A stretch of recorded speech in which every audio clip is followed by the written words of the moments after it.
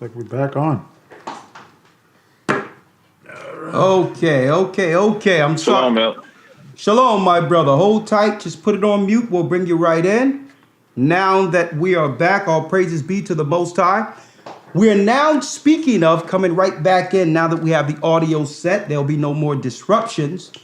Men going God's way, discussing the war between men and women, how to resolve that.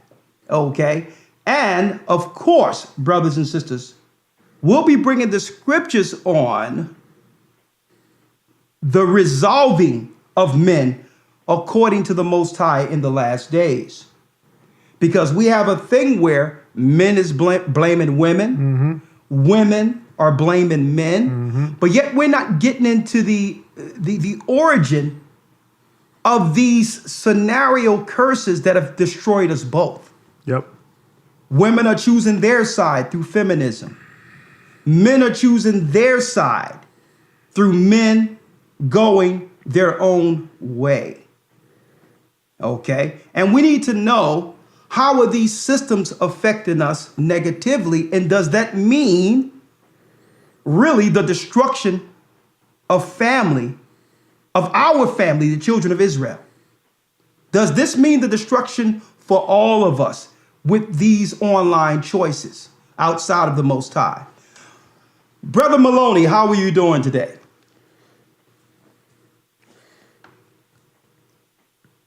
Maloney. Shalom, brother. You live?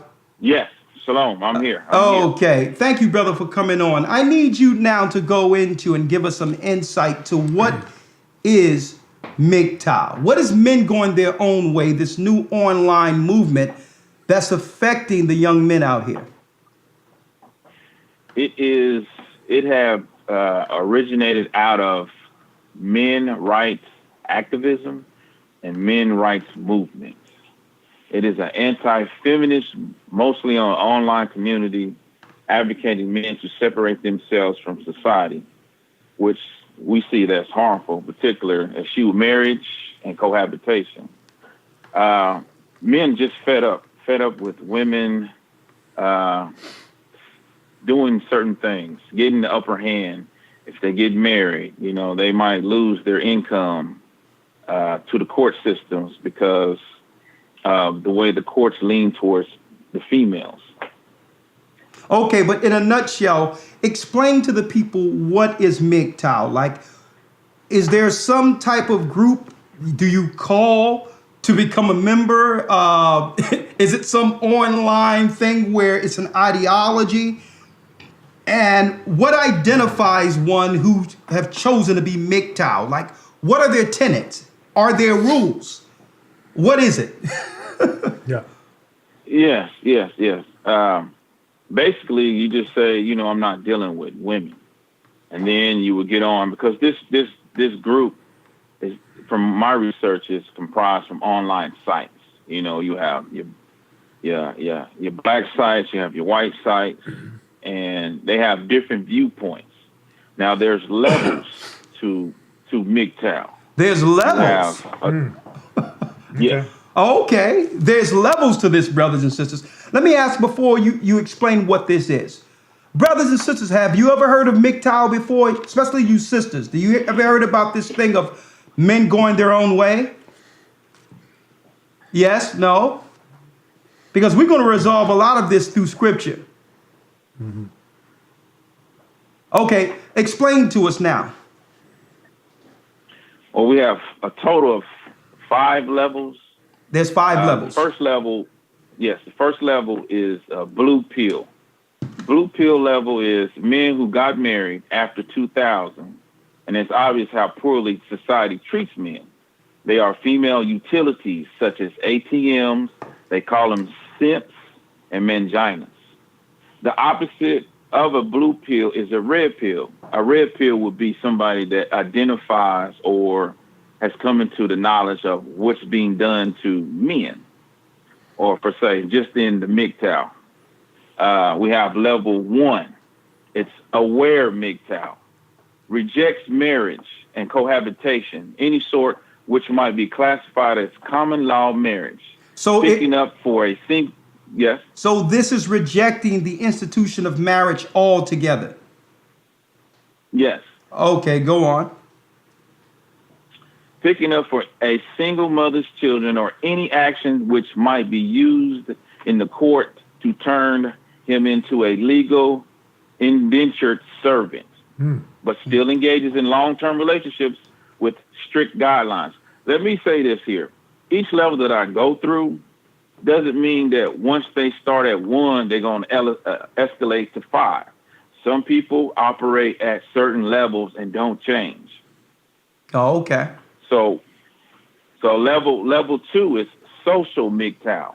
Yeah. It rejects all form of long-term personal relationships with women. They only engage in sex, flings, or short-term open relationship with women. They are pseudo PUA. They're only use females for sexual purposes. Okay, they only deal with the flesh. According to that Yes. defines, according to the Most High God, as whoremongering, which is one level of MGTOW. Go on. Right. Level 3, which is civil MGTOW, rejects all forms of personal relationships with women, including dating, one-night stands, friendships, etc. Any contact with unfamiliar women is kept strictly professional and at a minimum. So MGTOW might have every few exclusive, close, platonic female friends. However, they're selected based on high intellectual and loyalty. These MGTOW will only engage in civil activities that benefit themselves and their community. That's level 3. Okay. Level 4 is the ghost MGTOW. Ghost MGTOW. Rejects females entirely, refuses to produce more than strictly necessary for his individual survival. He will do as much work off the books as possible to avoid taxation and will remain in the lowest tax bracket possible without jeopardizing his quality, fun life, and acceptable standard of living. He focuses on hobbies and traveling. Okay, so this particular guy, understanding how to circumvent the system, will hustle, stay off the books altogether to make money so that the courts cannot go against him, travel from place to place, jump from one job to the next when he realized the gig is up. If she find out where he's working and looking to get the courts on him, he'll drop that job and go find another. Exactly. Oh man, this is some work. What's the next one? I mean, these are levels I didn't know existed. Okay. All right. What's the next level? The last level, level 5, is exile MGTOW. Drops out of society altogether. Hold on, you're kidding me here. Hold up now. Yes. Hold up now. Come on. He minimizes contact with the blue pill world and seeks to further his own ends on his own terms. For all intents and purposes, he does not exist. He is urbanite. He's an urbanite. Hold on. Is this where they get the concept of ghosts? Right. Well, this is where they got the concept of ghost. Oh, man. Because don't forget, even though everyone is like, oh my goodness, Ghost was shot. Who shot Ghost? Right. Man, this guy was the worst character known to mankind. Any law concerning loyalty, righteousness, loving and protecting family, and keeping alliances, and you talking about using people to get to the highest rung. He personified all that's right. Matter of fact, he was the anti-righteous man as the star of that show. Maybe this is where they got MGTOW at or whatever. But don't forget, because he never really adjusted himself to, to family. Right. To keep family. He was always on the move. And the women who really aligned themselves with him end up with nothing. But yet he was able to grow and advance himself. above the women who were trying to lock him down, even to a degree in which one woman just came up dead altogether. But I digress. Maybe this is where they get this. Maybe he was MGTOW. I don't know. You know, I like to look into things. Right. But go on. What else we have, Malone? Same level. Let me just finish. An urbanite might seek to his own apartment, while someone else further out may simply head into the wilderness and go off grid. Now, keep in mind, all these levels, everybody goes at their own level. The optimum level that they want to reach is level 5, which is monk mode. Depending on which group you deal with or whose interpretation, these levels change. The understanding changes interchangeably. So, you know, it just depends on what you read. Monk mode. And that's just someone deciding to not deal with women or the flesh altogether. In society as general, just tap out. They just tapping out of society. Man, men are fed up, aren't they? Yeah, they go fishing. Lord, you see Jimmy, he's out. He tapped out altogether. Goodness, men are just fed up, aren't they? So what you're saying in a nutshell, Malone, this is really the answer, men answers to feminism. Yes. Okay. They're getting fed up.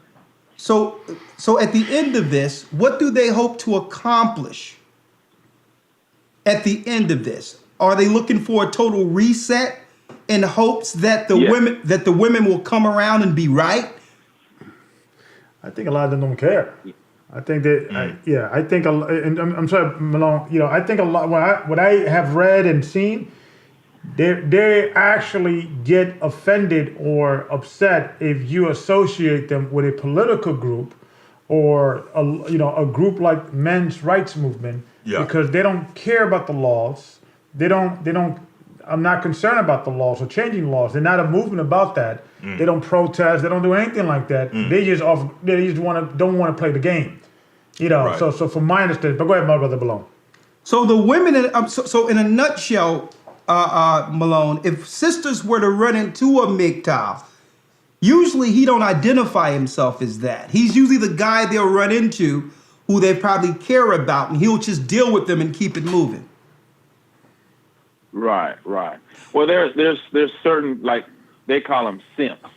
They call them simps. I've heard that word. These are simple guys. Or, okay, what's the identification? How do they define a simp?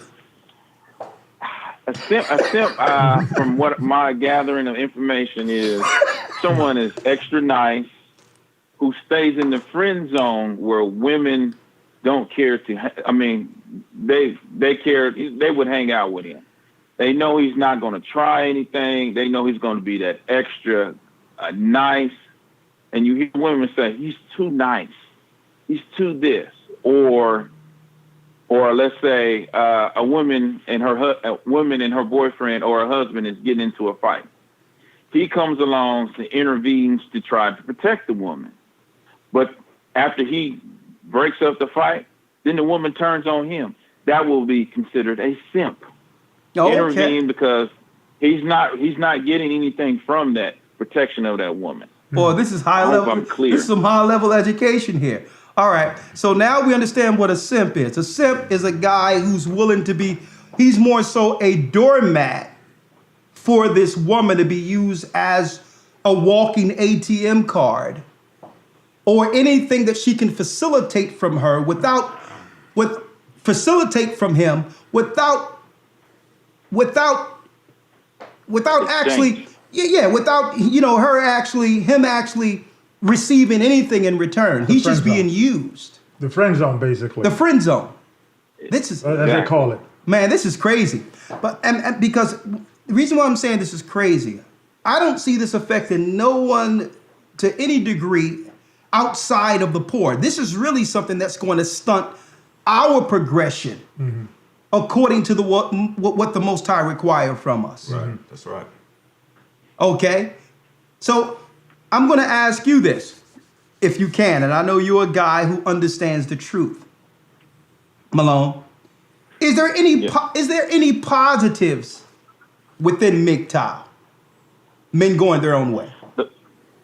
The positives as when men come in and they decide not to make their very existence all about women per se, they focus on themselves.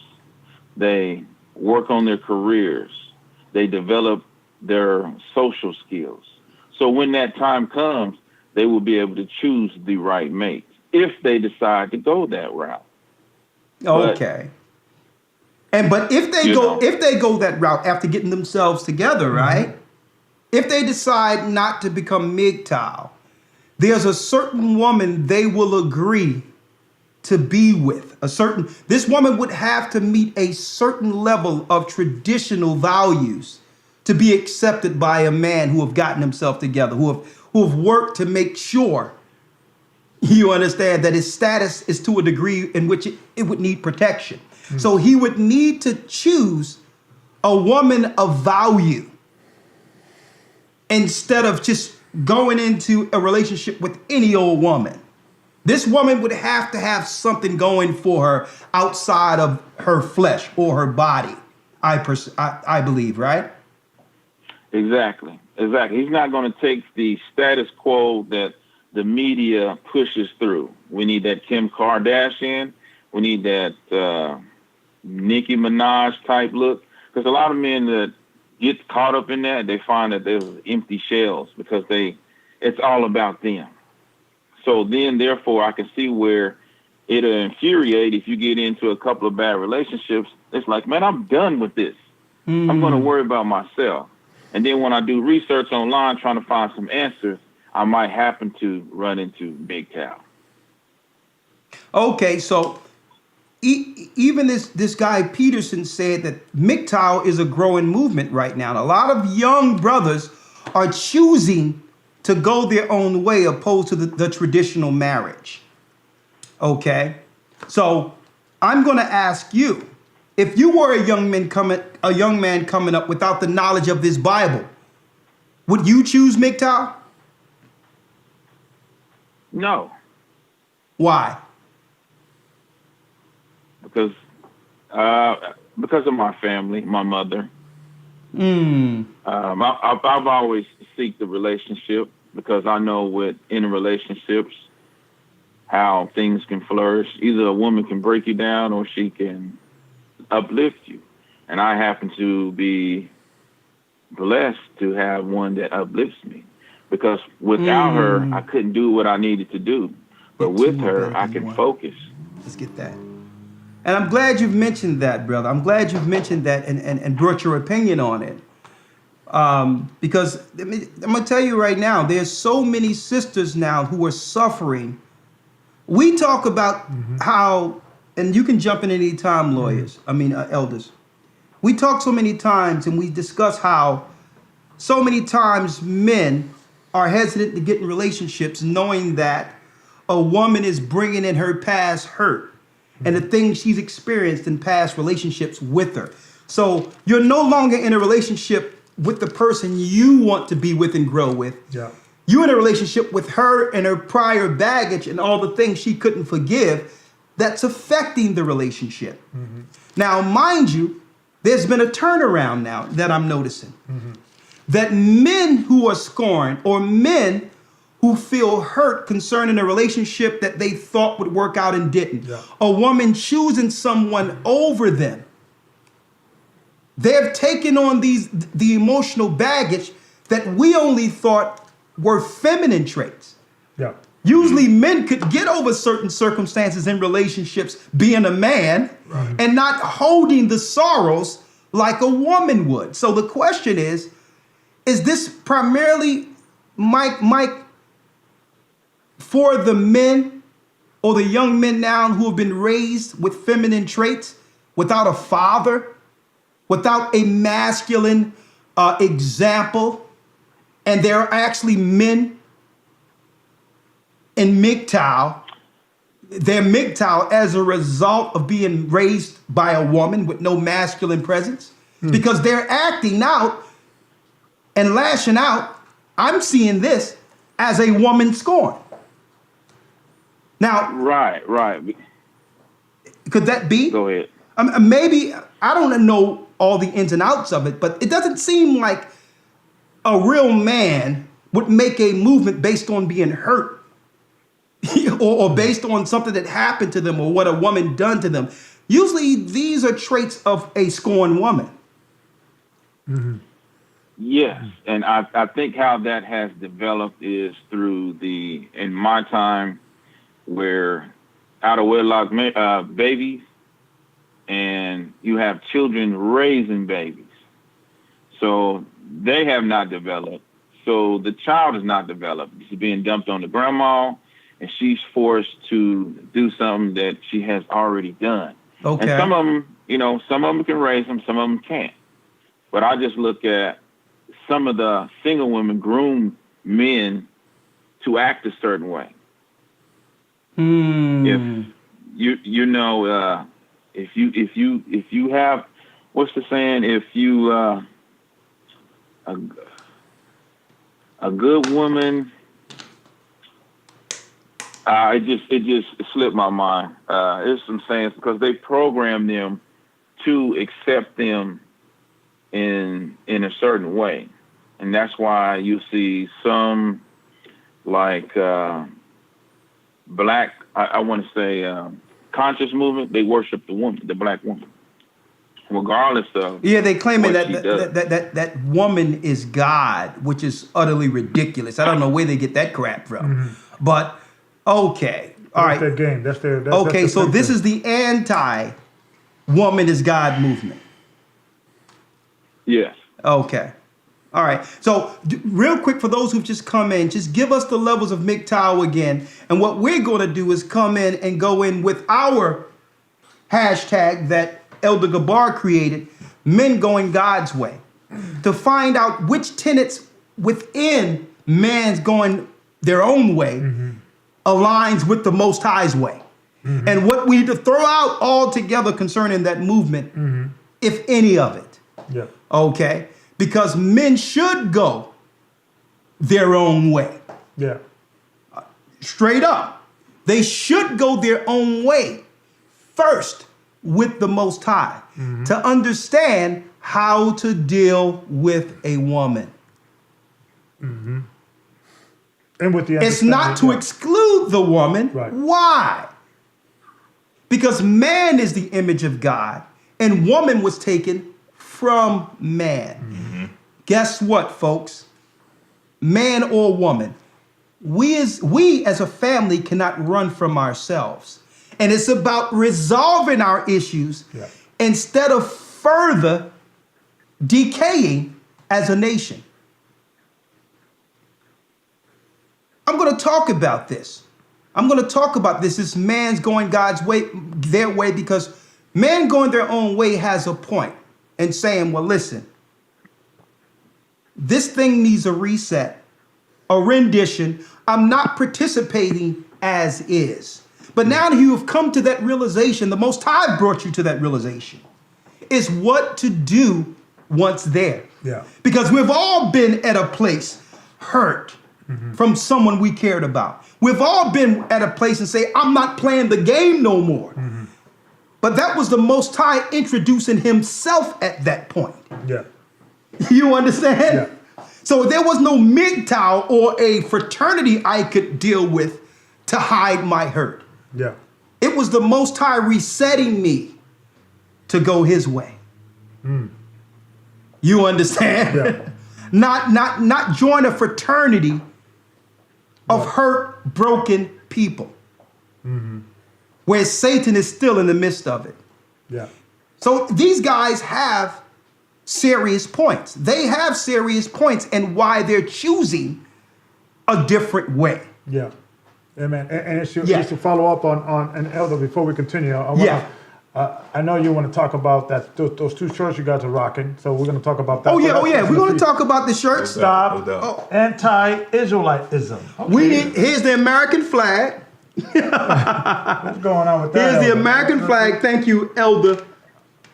What is that? Stop. We need to stop anti-Israelitism. We're going to talk about that too. We need to stop anti-Israelitism. I had a meeting with the Israelite Defense League, and there's and these reports out there that say that there's an uptick in defamation against Israelites, God's chosen people who has awakened to the truth that they're the true Jews of the diaspora. So we need to stop anti-Israelitism. Okay, if they can have anti-Semitism, we now have anti-Israelitism, and the Israelite Defense League will stand against all hatred against God's people during this awakening. Amen to that. Powerful show. That's right. Stop anti-Israelitism. Uh-oh. That's right. So, of course, we can get that through I Am Apparel. If they, and you know what? If they can come up with the, and we're going to have, we need a panel of the Israelite Defense League who's get together of professionals who are going to come together and get the data together on these terrorist groups who have always defamed this awakening. Amen. Yeah. Whether they be mainstream or not, there have been terrorist activity going on amongst mainstream, painting the children of Israel, the Israelites, in a negative light. And the Israelite Defense League is not going to go for it. Okay? Amen to that. Powerful, powerful. So if you want to get your shirts, stop anti-Israelitism. Amen. Make sure y'all go to I Am Apparel, order your shirts, and wear them every place you go. Right? Amen to that. Hey, I'm against anti-Israelitism. Yeah. That's right. It's been rising. It's been on rise for 2,000 years. It's been on the rise ever since 70 AD, man. They've been hating on the children of Israel. I mean, even before that. Yeah. They've been hating on us. Conquistadors came over here and killed the North American Indians. Man, that's anti-Israelitism. We gotta address that. Yeah. I mean, they put us on the auction block, sold us, and separated our families to a degree in which we are clinging on to groups now, feminists, MGTOW. Yeah. All these groups have been created by anti-Israel. It's anti-Israelitism. Yeah, absolutely. Yeah. These are anti-Israelites behind all of this, man. Amen to that. It's time that we do something about it. Stand up and bring awareness to this. We need to stop anti-Israelitism. We're God's people. We're the chosen people, and it's enough hate. We've been hated. Stop the hate. They hate it. They just hating us. They may take down YouTube sites and try to take down different sites because we're giving people the truth. I mean, these are anti-Israelites. Yeah. Yeah. We gotta, we gotta what are we address gonna do about this? We gotta address this, ladies and gentlemen. Yeah. And I mean, there's enemies of the Israelites. I mean, you have terrorist groups like the Southern Poverty Law Center. Yeah. You know what I mean? The United States government. Yeah, there's a lot of Education, people on this list, this website that we see of the Israelite Defense League who gathered the data. We got to do something about these anti-Israelites. Feminism. There you go. Hey, there you go. All right. Okay. Stop anti-Israelitism. It's on the rise. It's on the rise. Okay. Real quick, I need you to break down in 1 second. In 1 second, I'm going to need you to break down real quick, in a couple of seconds, break down the levels of MGTOW. And now, then we're going to come in and resolve all of this with men going God's way. Let's go. The floor. MGTOW. Level 0. Blue pill. Men who got married after 2000 and obvious how to poorly society treats them. They are female utilities. Hold on. They asked, can the women buy the shirts? We have them in male and female shirts. This is a hoodie, actually. This has a hood with it. We have them women, men, and children. You order them, we'll make it for you. Don't worry about it. IamApparel.org. Amen. Break it down. Level 0, blue pill. Female utilities, ATM, simps, manginas. Men who just got married after year 2000. Level 1, aware MGTOW. Rejects marriage and cohabitation, but still engages in long-term relationship with strict guidelines set on females. Yeah. There's level 2, social MGTOW. Rejects all forms of long-term personal relationships with women. They only engage in sex. So this level, they use them just for sexual purpose. They use a woman for flesh. And women need to know what's out There you there go. because some of them won't tell you that they MGTOW and just use you and just go on to the next Yeah, person. you be dating a MGTOW for 3 Yeah, years, you don't even know it. They're not cohabitating or nothing. You're like, he's cute, he's this, that, and the other. He got it going on.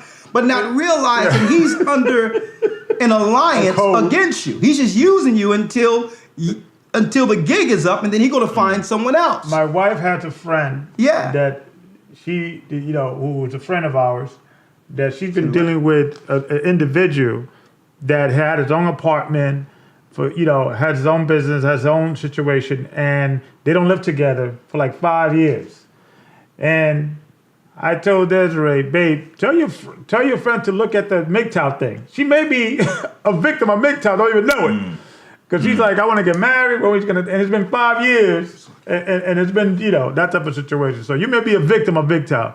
They don't know it. Matter of fact, if you're a sister and you think you haven't been a victim of MGTOW, call in. Yeah. Because you may not even know it. One probably just dropped into your quote unquote DM. Exactly. Amen. Right. Okay, he dropped, but that's okay. Let me see. Hold on. Get him back. What happened here? That's weird. Okay. Hold on. Okay. Welcome to Blog.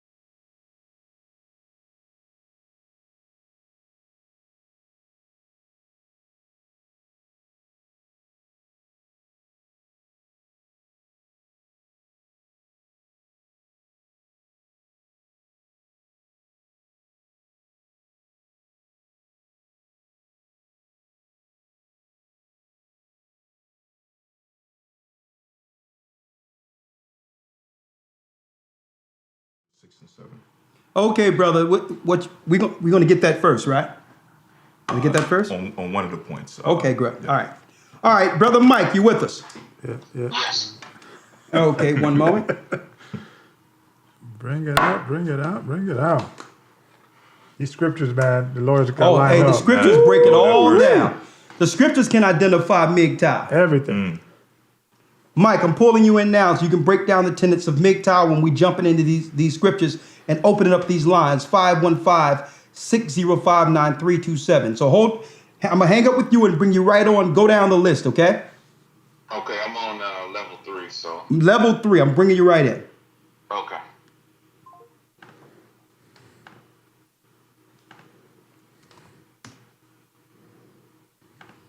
All right, here we go.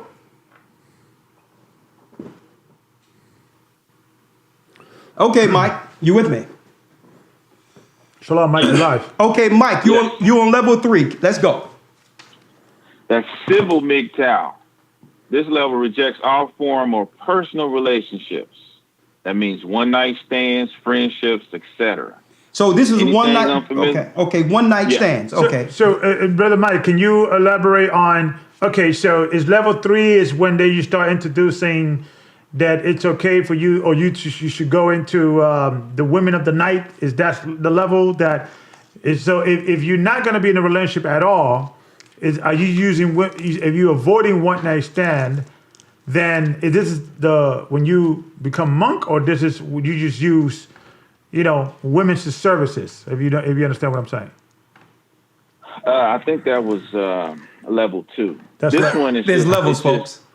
strictly on a professional level. Okay. Their interaction's just professional. Okay. Now, that professional level could be if a woman is doing that type of duties, you might be able to consider that.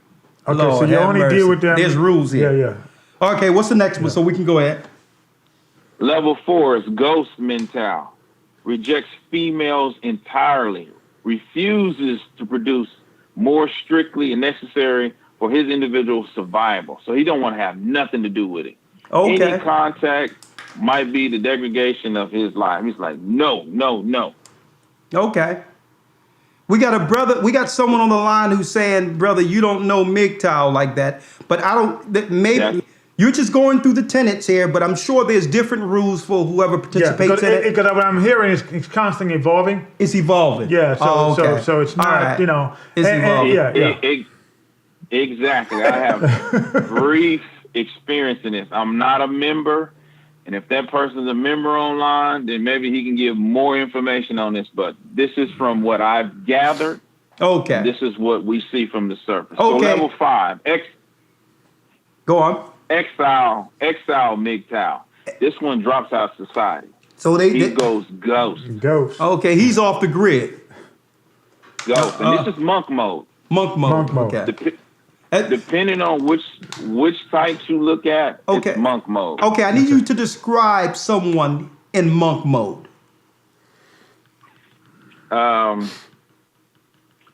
Celibacy, straight pure celibate, not having sex, no nothing. I'm not dealing with women. I'm really just focused on myself and developing my lifestyle. Well, you know what? That's the thing about that's one of the. It's probably two of the points in MGTOW that make sense. Mm-hmm. The one, getting yourself together before even considering a woman, Yeah. and the one you've just mentioned. Instead of hurting someone, I'd rather be alone altogether and just deal that way, because at least Yeah. you're not bound through the flesh and you're making decisions with a clear path or a clear mind. Yeah. So out of MGTOW, there's 2 out of the 5 steps that I believe coincides with some of the biblical tenets. Yeah. Right? Yeah. Or comes close to it. Okay, Yeah. so this is what we're going to do. I'm glad you came in with that. This brother who said that fasting is life, that the speaker doesn't know MGTOW, hey, only thing you have to do is call in 515-605-9327, put in the chat the first 3, put in the area code of the phone number you're calling from, and you can come clear it up if you know what MGTOW is, or if you are MGTOW. Yeah. All right. From the So, line. If you can the lines are I have open. one more. 515-605-9327. Go ahead, Mike. You can end it up before we go into these scriptures here. one more statement. It's just like with MGTOW, what I've noticed is it is, to me, and some, depending on what sites you go to, it's an anti-black woman campaign. And usually they pick the worst out of society, the ones on videos in the economically distressed neighborhoods going ham, unconscious, doing unspeakable things. Yeah, the Cardi So B they as well. constantly indoctrinate you, get you locked in on that. So you be like, man, I can't stand them. And it's all based off of what if. It might happen, but it hasn't. It might happen, so I'm going to do this. I don't want it to happen. Yeah. Okay, so in a nutshell, when it's all said and done, this so-called MGTOW have turned into an anti-black woman movement against sisters. Yeah. Yeah. And also what I noticed is that they even are saying, because you have had some people within the MGTOW going overseas and going to China and the Philippines and all that, and say, okay, they're more submissive, right? But you have members within our organization saying, don't even fall for that. Because what happened, although you will get a Chinese woman or a Filipino woman who's supposed to be submissive and they have those principles, if you bring them to the United States They become and you Americanized. marry them, within 5 years, they become the Cardi B. They become what you were against. Yeah, again. And so it's really the American, right. the American or Western-made woman that really created the spirit of MGTOW. Yeah, so it's that organization is creating a system that are you just use women for one thing, you discard them. It's all about preservation and it's a selfish, all about me and everything else second place. And I believe if this thing takes win in America, it's going to destroy It'll be the end of family. the head of Yeah. family, Yeah. and the last real men standing are going to be men going God's way. Men going right. God's way. That's right. Then we're about marriage. That's what we're about to talk about. But- Yeah, that's what we're about to jump into. There's a but here. Okay. We gotta All right. go back. Anything else? Anything else? Anything else? Yeah, they see this movement as a self-preservation. They're just not dealing with nonsense. And I can understand with certain things how the court system does people, will tie babies to you that's not even yours and make you pay child support, like the elder said, and you have to prove it while paying. So I can see where they come from, but what we also have to look at is the men's side. What have you done? How many bodies do you have? You can't always look at one side. It takes two to tango. Well, let me ask you this, Mike. What's to do as far as they're concerned for the good women that are out here? Yeah, and on What, top of what that about question, the good women, right? on top of that question, what is their perception like? What is a good woman? Yeah, what is a good woman? Because all women isn't what's being portrayed out there. What about the woman who will keep herself for a man who deserves her? A woman that walks in morality, who fears the Most High. Whether or not they're few and far in between, they still exist. Yeah.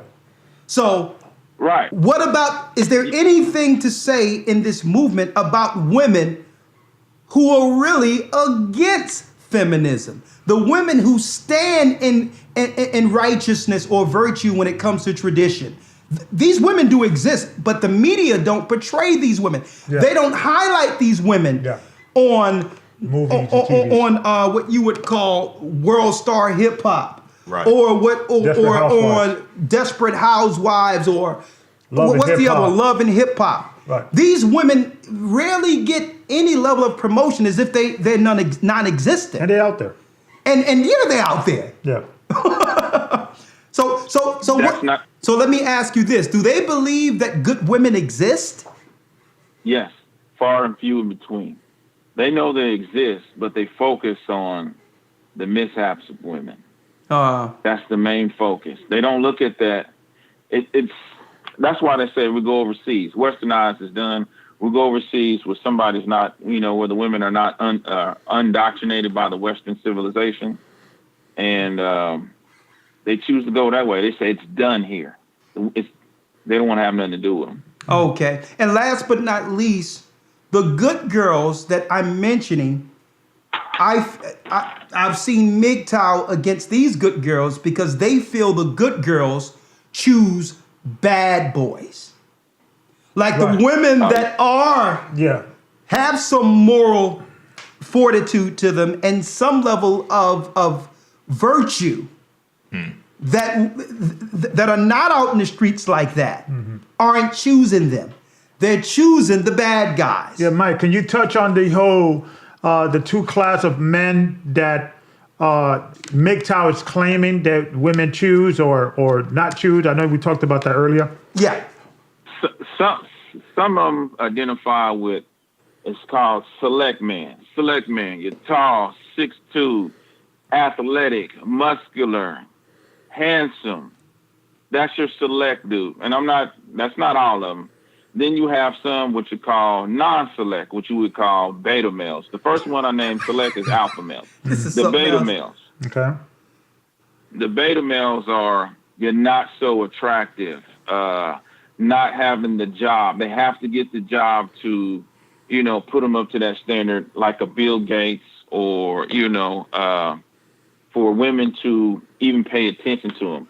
Because I hear sayings like, shoot, he ugly, but that money make him look cute. Okay. Lord Okay. have mercy. Okay. Okay. All right. Well, what I'm gonna do, Maloney, I need you to put your mic on mute. It's time for us to go in. Men going God's way. Put your mic on mute. Okay. Thank you, Mike, for coming on eloquently, breaking down on the base level what is MGTOW. Okay, it's men going their own way, looking to reset based on a system that's stacked against men. Feminism, as well as the family courts and the injustice that have been done throughout generations against the black man, has caused an online revolution by the name of MGTOW. Now, it's good that they've come to the realization that this evil system doesn't work. But why not go God's way when one comes to the realization that this system is wicked and stacked against us? Okay? Yep. So this is their answer to the Willie Lynch syndrome, folks, in a nutshell. Now, of course, if Bring it someone up. is from MGTOW or want to educate us on this, you can call in 515-605-9327. But we're going to now put the standards out there of what's required to be a real man according to God, and see if man wants to go God's way. And if you want to, you can join this group. All right? We're giving you an alternative to go God's way, understanding our purpose. You must be a baptized member. A man is GOC. not supposed to build himself strictly to get a woman anyway, Yeah. right? Your objective should not have been a woman, first and foremost. That's where things are getting twisted, and that's why so many men are upset, because you set yourself up for failure chasing a woman, when really we weren't put here for women. Women were put here for us. See? Yeah. See, that's the backward thinking of this woman choosing this and this woman choosing that. And now you're going out to acquire all this wealth and make it in this system just so that you can get the woman of your dreams. When really the woman you'll run into within that status circle isn't the woman of the Most High. Now, so let's first start off with man, because before there was woman, there was man as the image of God. First, understand who you are, man. You are the image of the Almighty. Bring it up. You must first understand your power And your worth. and your worth.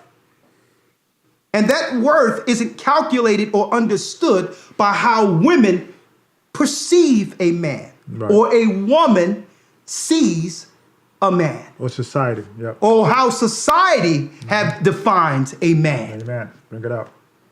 That's first and foremost. So in other words, that bum in the street, that's still the image of the Most High. That's still the image of the even Most if High. he's not walking Right. in the light of this social status, his image is the image of the Most High. He absolutely. has that going for him 1st Man.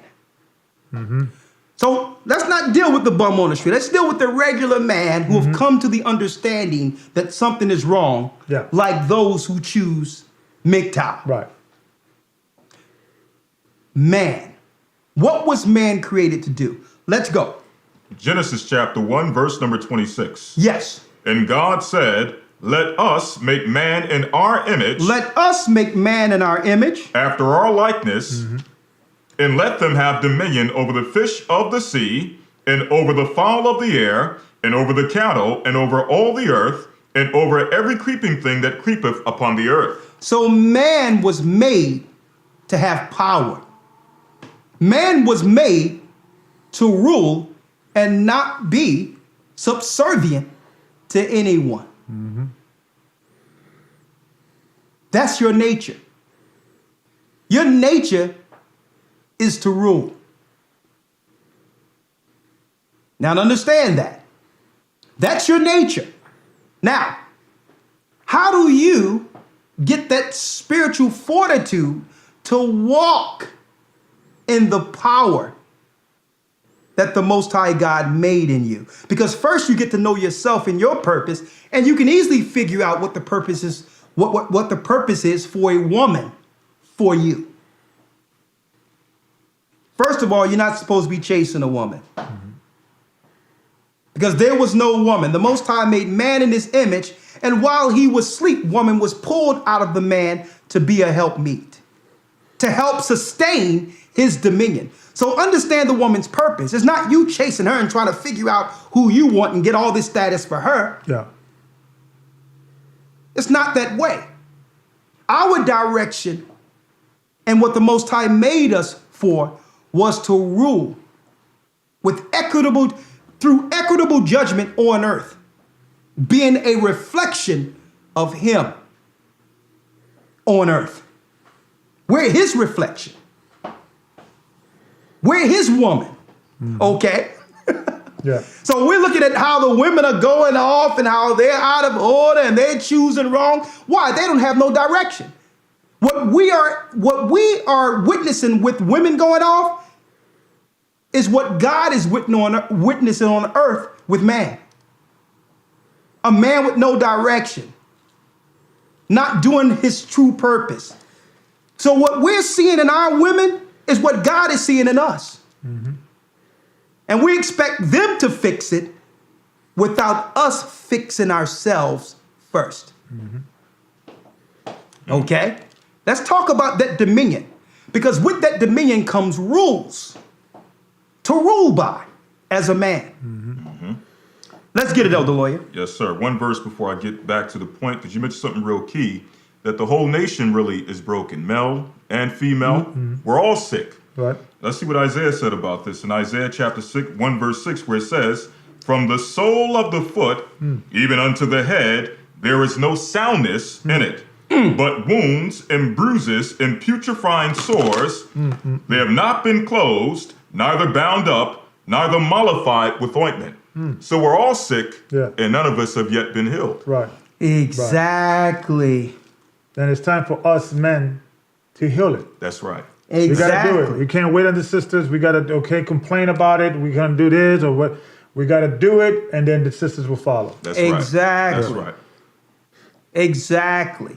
So there is one point of MGTOW that we can reflect to and accept. A man first getting himself together before even thinking about a woman. That's right. That's right. To understand what his purpose is on earth. What is he here for? Let's get that real quick. Yes, sir. Two scriptures on that point. The book of Ecclesiastes and the Bible, chapter 12, verse number 13. Come on. Let us hear the conclusion of the whole matter. Here's the conclusion of the whole matter. Fear God. Fear God. And keep his And commandments. keep his commandments. For this is the whole duty of man. This is the whole duty of man. I made man in my image, and I gave him dominion over the earth. And this man has rules to execute on earth for righteous judgment, to protect family. Go on. If I could edify on that script. When you Come on. look at the Ecclesiastes, the scriptures, all through the book of Ecclesiastes, what's Solomon was saying?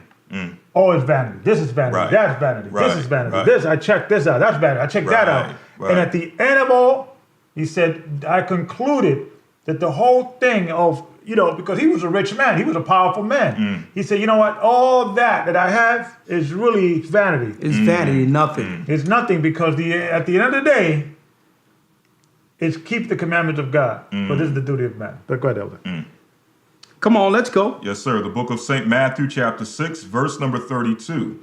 In fact, I'll start at verse 31. Therefore take no thought, saying, what shall we eat, or what shall we drink, or wherewithal shall we be clothed? For all these things do the Gentiles seek. Exactly. Status. The Gentiles are seeking validation through status.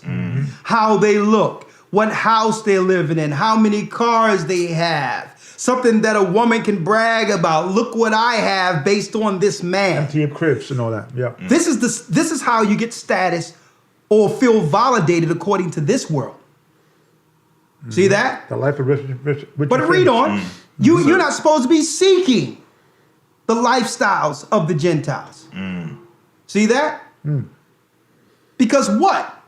If you seek the Most High, and through that you are placed in your place of dominion, all of the things you've been chasing and trying to get is going to come anyway naturally.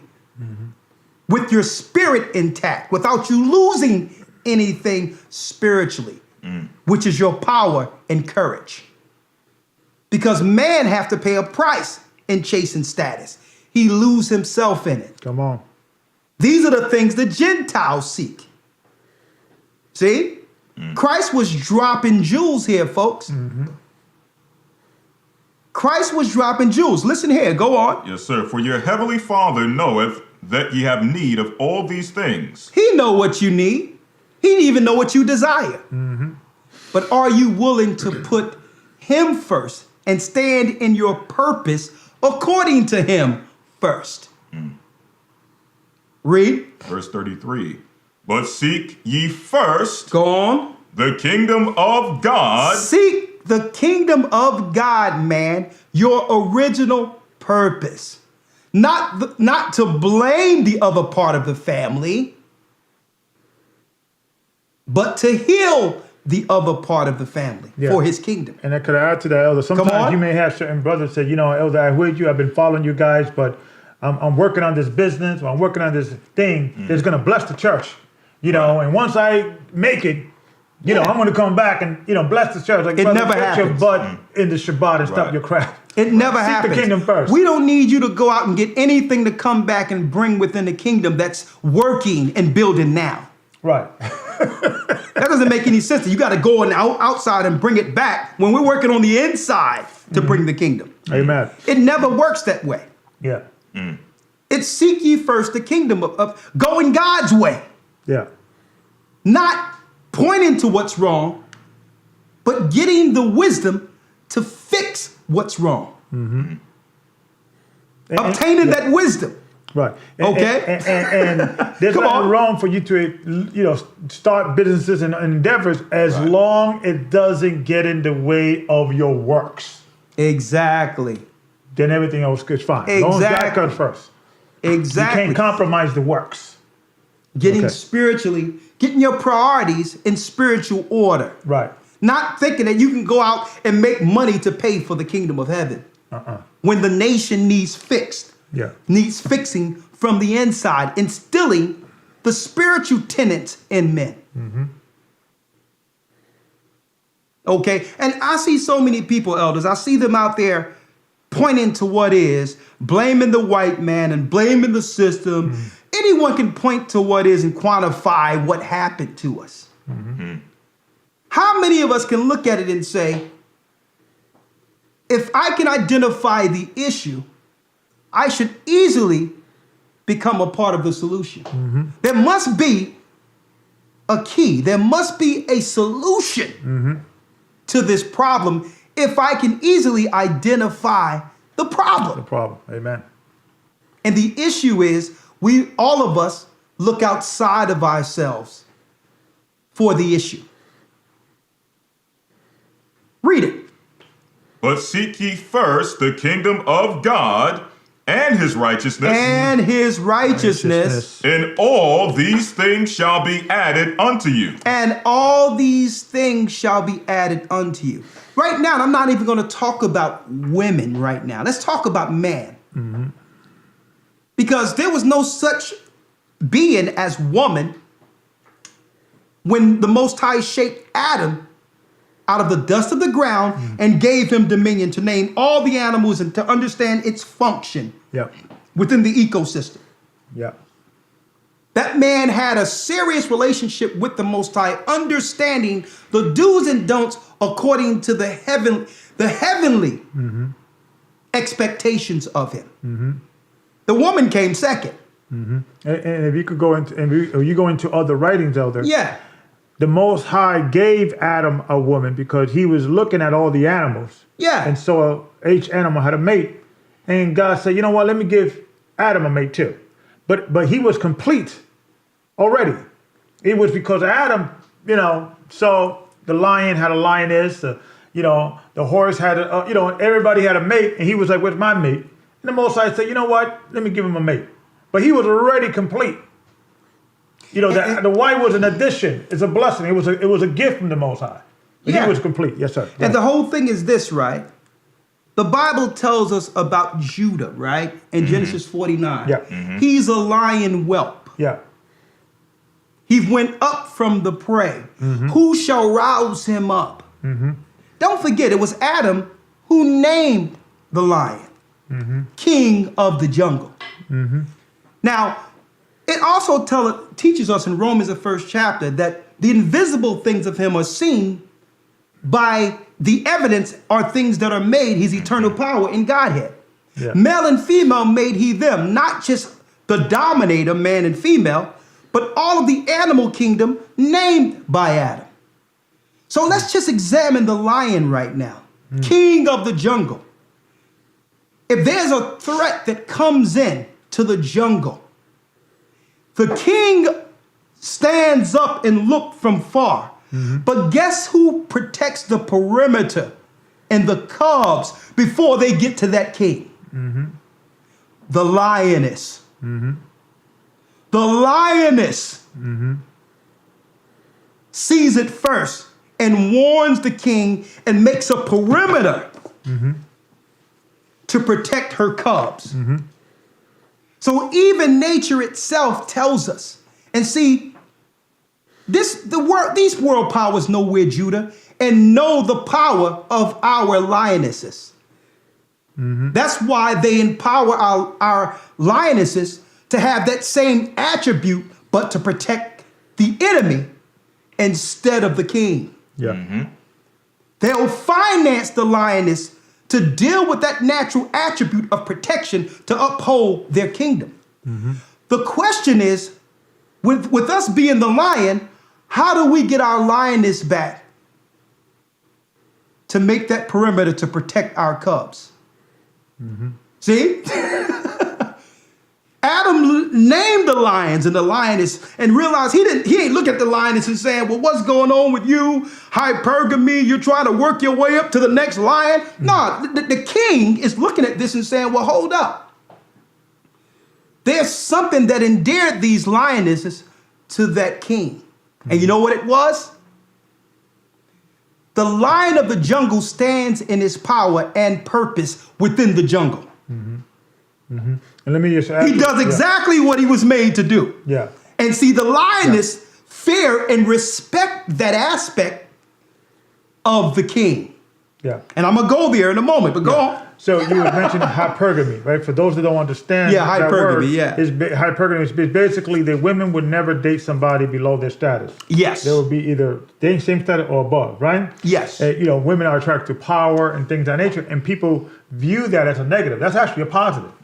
Yeah. So would men of Israel, right, say, well, we don't have money, we're broke, so we can't use that, right? We don't have this, we have this. So what power we could use? The Most High. If you stand on the principle of the Most High and you don't buckle for nobody, Right. that itself will give you power. That's right. And you could be broke and all that, have a week check, whatever. But the sister will see and say, yo, that's the man I want to, because he has principle. That's why I tell brothers that when you're courting sisters and you're operating in a lustful way, and she's the one that has to stop you from kissing, or the hug is lasting a little too long, or you finding an excuse to go up to our apartment and all that, you taking away the power the Most High has given you and giving it to her, because now she's setting the standard. No, I don't kiss on the first date. No, I don't do this. If a man be like, I don't kiss on the first date, I don't kiss on the first year, I gotta get to know you. Okay? Right. That's power. And you don't need 1 rent cent to show that power. You don't need a BMW, none of that. You could be in a pickup truck and be like, I have these principles and I don't care what happens. I'm not going to break these principles. And guess what? Women are going to try to test it. And once they feel that you don't buckle, they're going to be like, that's a real man right there. And you know why? Because it don't have nothing to do with the status. It has nothing to do with the status. Right. A man Bring it who out. can walk with that level of discipline Woo!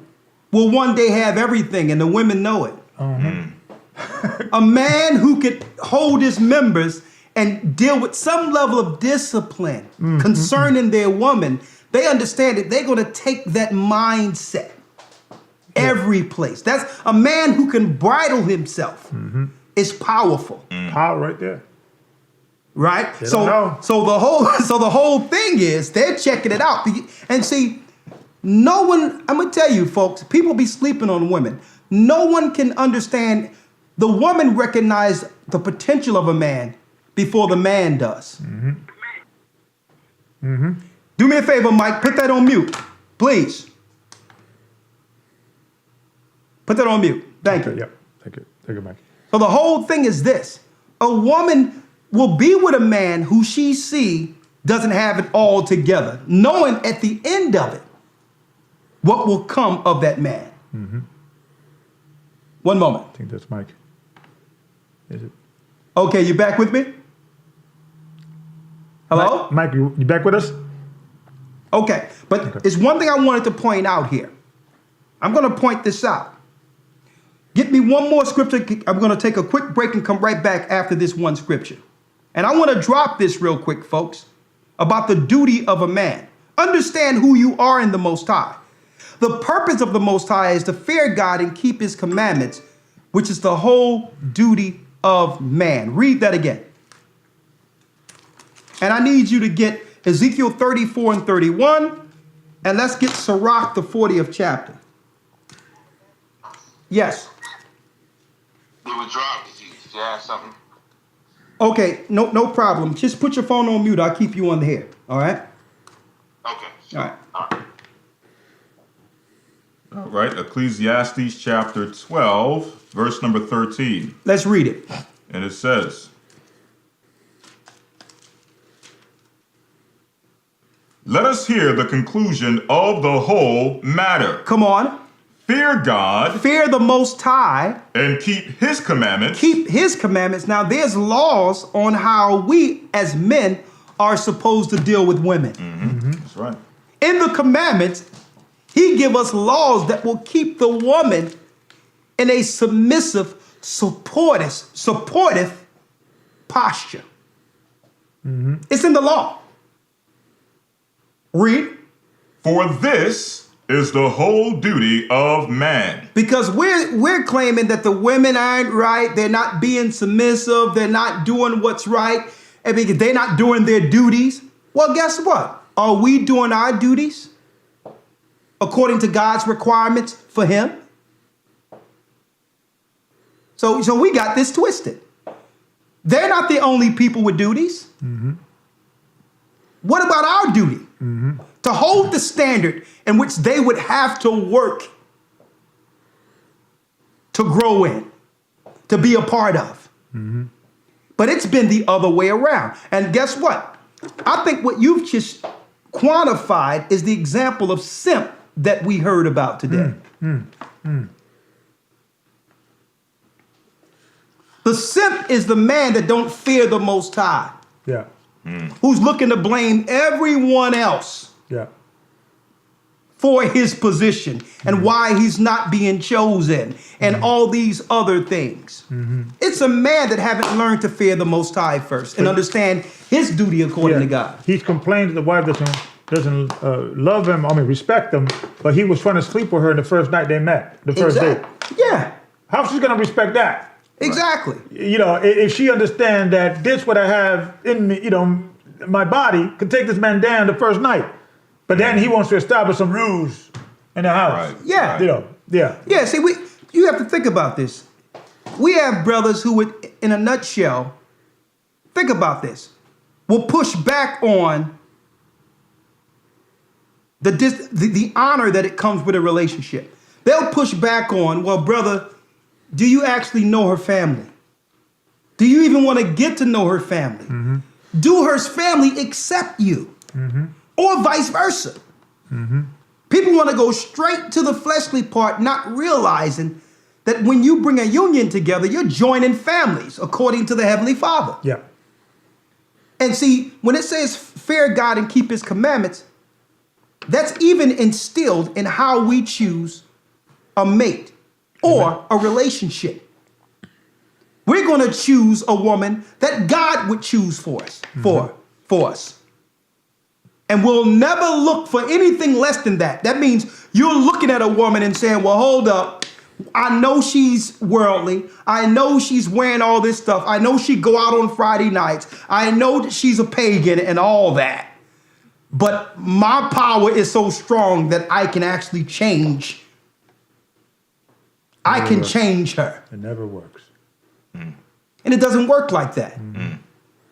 The Bible even gives you, that's why the Most High, that's why Rebecca and Isaac told Jacob and Esau not to get women from amongst the Canaanites. Right. And directed them exactly where to get their women from, where to get their women at. And that's not emphasized enough. In Women, yeah. exactly. Women that were raised for marriage. That a man has to also have to get permission to marry a woman. Exactly. And we always focus on the woman got to get permission from her daddy, but the man has to get permission for his daddy. Exactly. We have people just thinking that you can date or just find a relationship by scrolling through someone's Instagram or YouTube page or whatever the case is, and because they look a certain type of way. And now you're complaining about this woman who have actually advertised herself to the world, and you're blaming the whole world. I'm going MGTOW because this relationship didn't work out. Right. But look from the pool you're choosing. Yeah. Right? So it's about fearing God first so that he can give you the mind to understand what a virtuous woman is. They're out there. They're out there. Let's get this real quick. Let's go to Sirach 40 and 28. Sir, you still in Ezekiel? Yeah, let's get Ezekiel. Yeah, let's get it. Ezekiel 34, verse 31. Let's just talk about the man real quick, because you got these guys who would like to just magnify all what's negative in our communities when it comes to women. As if there's no good women out there. It's wrong. And even if you are highlighting what's being promoted disproportionately, because we're disproportionately represented, men as well as black women. If you are highlighting that, there should be some balance in it, because you will start feeding into the line that the Gentiles are claiming, that there's no good men or women amongst the children of Israel. You'll start feeding into that stereotype. So there must be a certain balance there. Right? Finish reading. Ezekiel 34, verse number 31. Come on. And ye, my flock, the flock of my pasture, are men. The flock of the Most High's pasture are men. The Most High is looking for a certain man who's willing to put him first. Yeah. And all those things shall be added to you. He know the woman of your heart that you desire, the same way he knew exactly how to pull Eve out of Adam. Yeah. But you have to realize or understand when it's not your time to have a woman. And we all grow into that understanding. Adam had to be first made to understand everything before the Most High put him to sleep and pull the woman out of him. He already knew not to eat from the tree to go. Exactly. He knew his purpose. And now the Most High put him to sleep and said, now you're ready for a woman. You know what I require of you first. Now you need to help me to help facilitate my responsibility that was put on you, Adam. So woman was made to be a helpmeet to man, to help him fulfill his mission with God. Woman wasn't made just to cook, just to cook your breakfast or to make up your food or to wash your clothes. No, women were made to help your work in God on earth for his purpose. See? That's what woman was made. That's why women get fed up, because they'll do all these things and say, well, hold up. I thought that you was going to usher me or pave a way, carve something out for our family for the kingdom of heaven. We're going nowhere. I'm helping meet this house to make sure that everything is good. The children are dressed good. The bills are paid. I'm working. I'm doing all this. And we're standing still, dude. Where's your God? Where's the God I seen in you? Oh, woman, you complaining, you wicked, we arguing. Nah. We're standing still. You see me standing still? I'm working for you. I'm holding you up. Where's this path you said was there for us? See? Yeah, and the biggest thing, the worst thing you could do to a woman is lie to her. Yeah. Because that's the main thing. Tell me the truth. Yeah. Just tell me the truth, right? Yeah. And if you start with the truth from day one, you don't ever have to worry about. Exactly.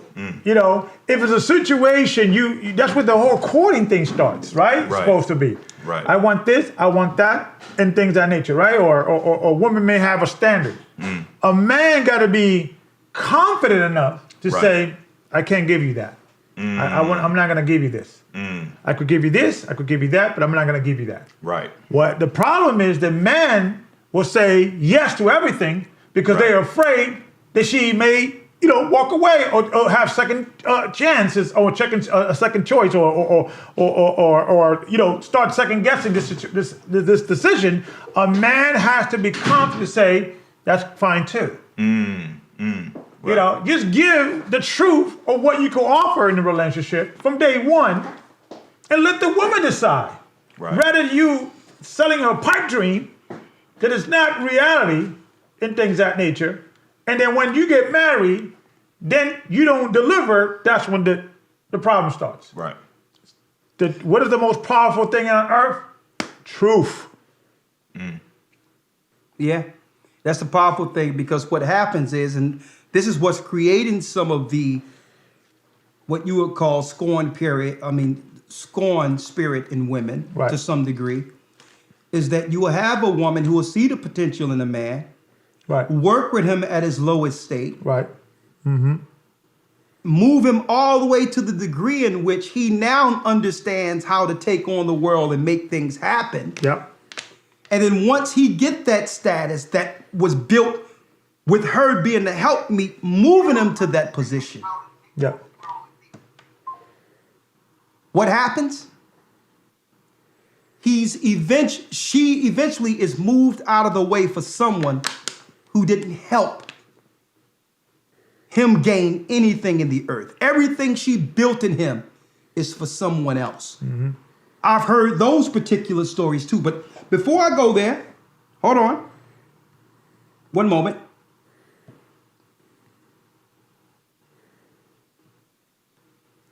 One moment. In other words, you're doing that is that on the 8th of February, which is not this weekend, but the following weekend, we're going to be having a lesson in New York, men's only. The women's are going to be upstairs and the brothers are going to be downstairs and things of that nature. And if you're in the city, you should come to that meeting, because we're going to drop deep in things, what's going on and so forth, so on. So there's no distraction for men, and the kids and things that is going to be men only and things of that nature. And I'm going to have Sister Shirley upstairs with the sisters and all that and operating. But we're going to drop a lot.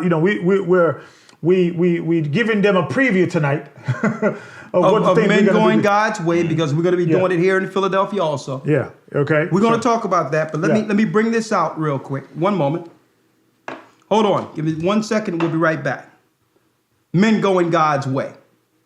What are we missing as men? Listen to this real quick. 1 moment. Be right back.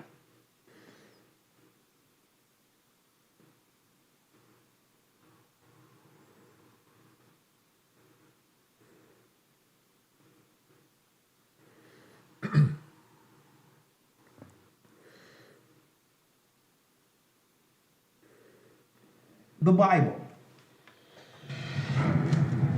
Is it hard to understand? When it comes to reading the Bible, the first thing that comes to mind is the fact that this is the Word of God. The seals have been broken and the truth is here. And when we go throughout the scriptures, when we go throughout extra biblical records, we find that the language that God employed, that He used to create the heavens and the earth, was the Hebrew language. Christ said, I came for the lost sheep of the house of Israel. But yet no one no religious leader, no religious church out there anywhere can now Already, you know. identify the 12 tribes of Israel. Can we?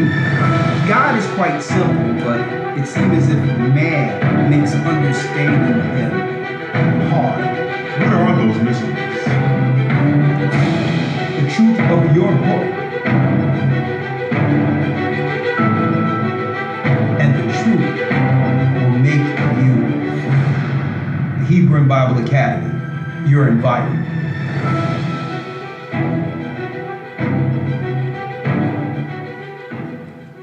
That's right, brothers and sisters, you are invited. We broke down Christianity, the true Christianity, before the pagans came in this last Sunday. And we're going into this Sunday. You got it. Pagan Christianity. How Christianity was hijacked and how the Messianic doctrine became the new doctrine within the Western world concerning Christianity. Okay, we're going to break that down this week. You don't want to miss it. How was Christianity hijacked this coming Sunday? Now, 515-605-9327. I need you to get this real quick while Elder Lawyer had to use the restroom real quick. But let's get real quick while Lawyer is away. Yep. Sirach, the 40th chapter and the 28th verse. Ecclesiastes 40 and 28. It reads, so I'm in Sirach, Ecclesiastes 40 and 28. Let's read it. My son, lead not a beggar's life. Lead not a beggar's life. Oh, Lawyer's back. You can pick it up. Yeah, because my eyes is Okay, it's fine. I know your eyes are going there with that light. Read it, Elder Lawyer. Yes, sir. Sirach chapter 40, verse number 28. My son, lead not a beggar's life. And when it says man going God's way, we have to understand that man was put here as the image of God to rule, not to be subservient. That means this man has the plan for his household. He must develop a plan that the women and children, the women and children would follow. And so Ecclesiastes tell us that a man is not to live a beggar's life. And I want to comment that also beggar's life is not always dealing with money Panhandling. necessarily. No. But begging life is always begging for mercy for the same mistake that you've been keep doing. Yeah. You know, it's just that, you know, give me one more chance, elder, give me one more chance, you know, parents, or there's always a begging. They're always on the mercy of other people because they don't get it together. Yeah. You know, it's a beggar's life could be in not only At many financial, levels. in many levels. At many levels. At many levels. But the level in particular that I wanted to bring out here is a man that always come with excuses Yeah. to why he's standing still, to why there's no progression in his life. Spiritually, financially, economically. Whatever the case is. Everything, yeah. This person always has an excuse. Yeah, they're always struggling with cigarettes, you know. Whatever the You know, case they're is. always alcohol. My life would have been better if she didn't do this. Right. My life would have been better if my mother would have told me this. Right. Or my father wasn't around, or whatever the If it case wasn't is, for that. to the point where you become dependent Yeah. in your adult years.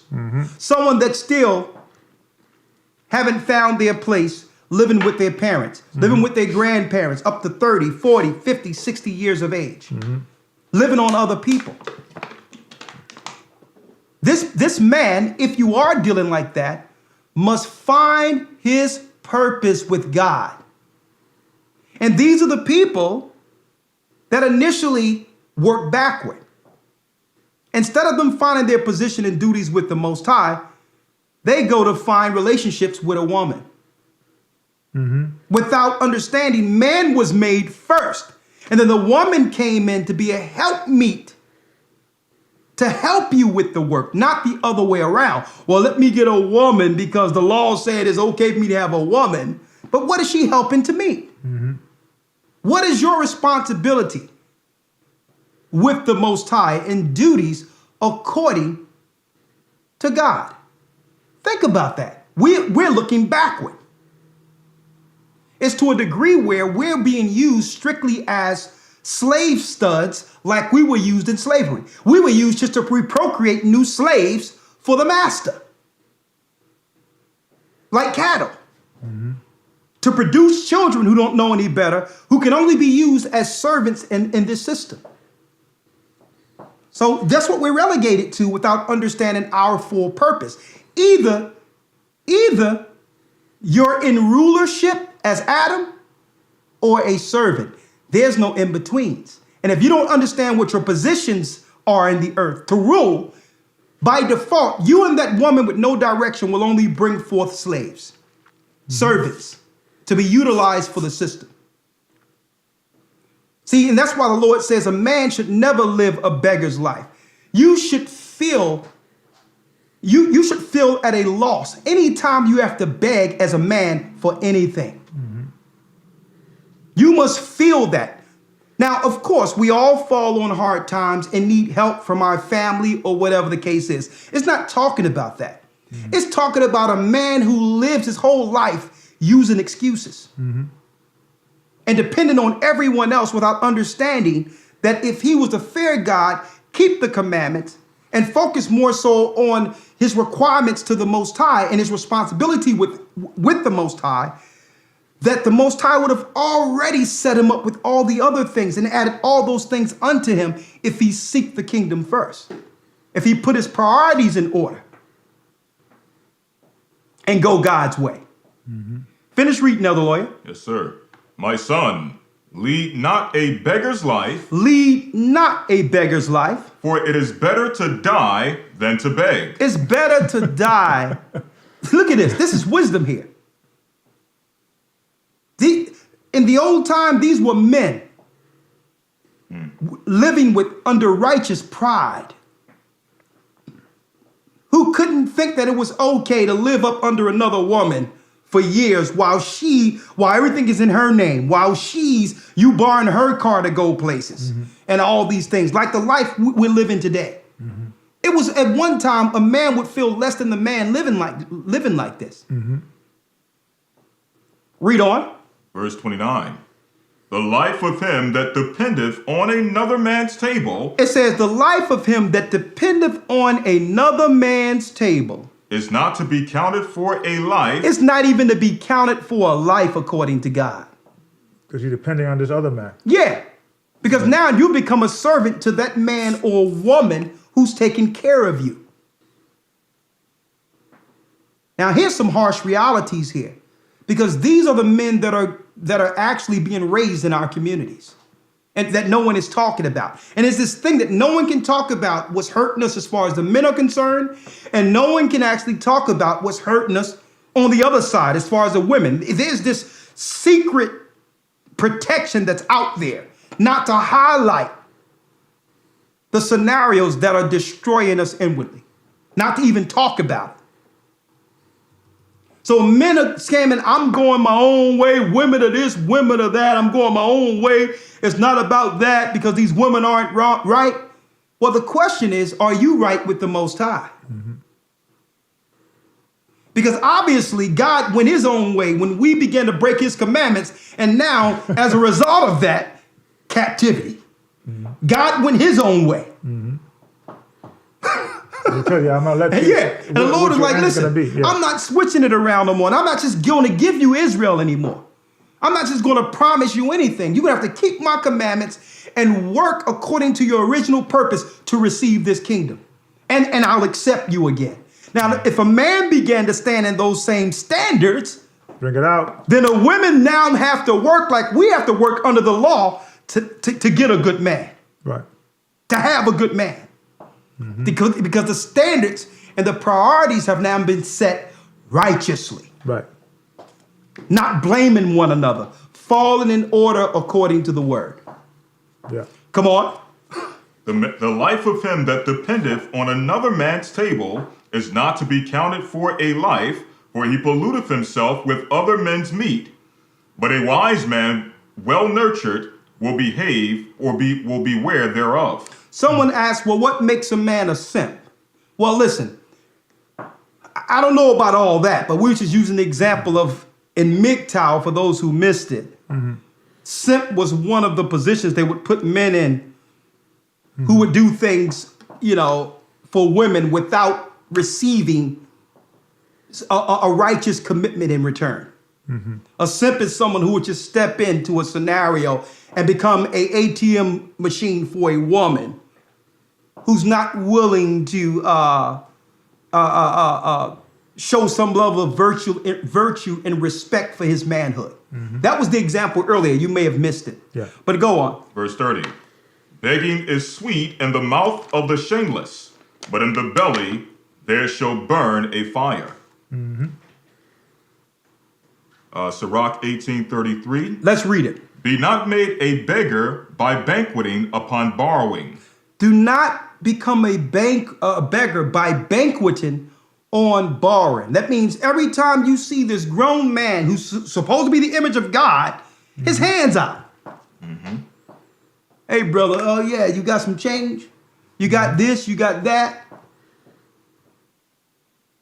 Like, listen, you got to get your life together. And some people believe get your life together is going to get an application and go and get that. No, you need to get right with the Most High and find your direction and purpose according to Him.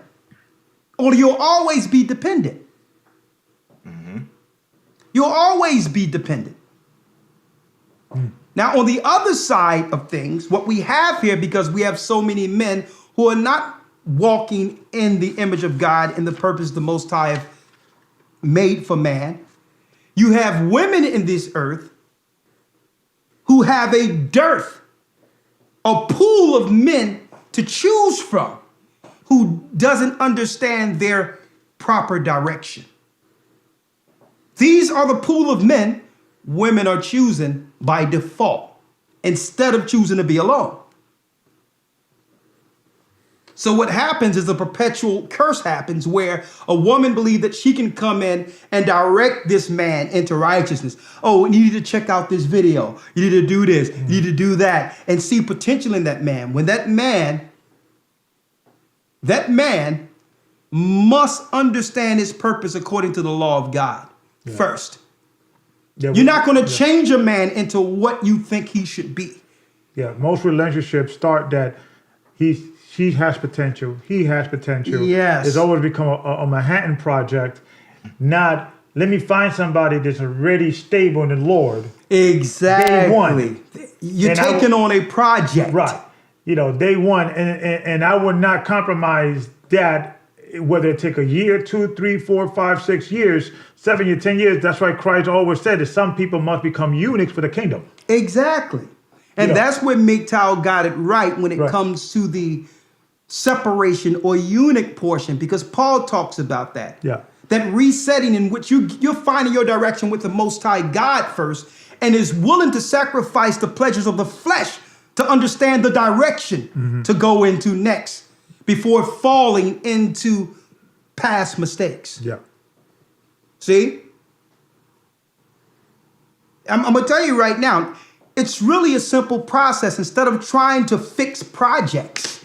That's what's going on. And now what brothers are getting angry because they're falling into the same thing. Like, this relationship is a project now. Right. When really, you've seen the signs before the relationship and chose to ignore them. And think I could change her. Exactly. A man of the Most High will have rules according to God, and those same rules would apply to the woman he chooses. And day one. And vice versa. Day one. Not hoping that someone have a come to quote unquote Jesus moment after the relationship. Yeah. Right. That's what they're hoping with. Right? I'm going to work on her. The Lord sent me to her. I'm going to go through it. I know there's issues. Nah. Exactly. Yeah, I'll see you. Come back in 3 years, sister. We could talk. I think It's okay. And we learn this as we grow. We all have made mistakes.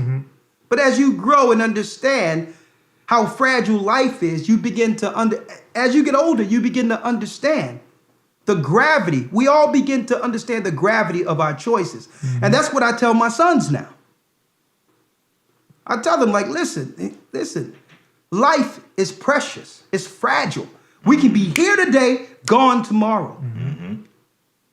So the reality is it's not waiting. You don't have the time that I had to understand what this is and what your purposes are on earth. Yeah.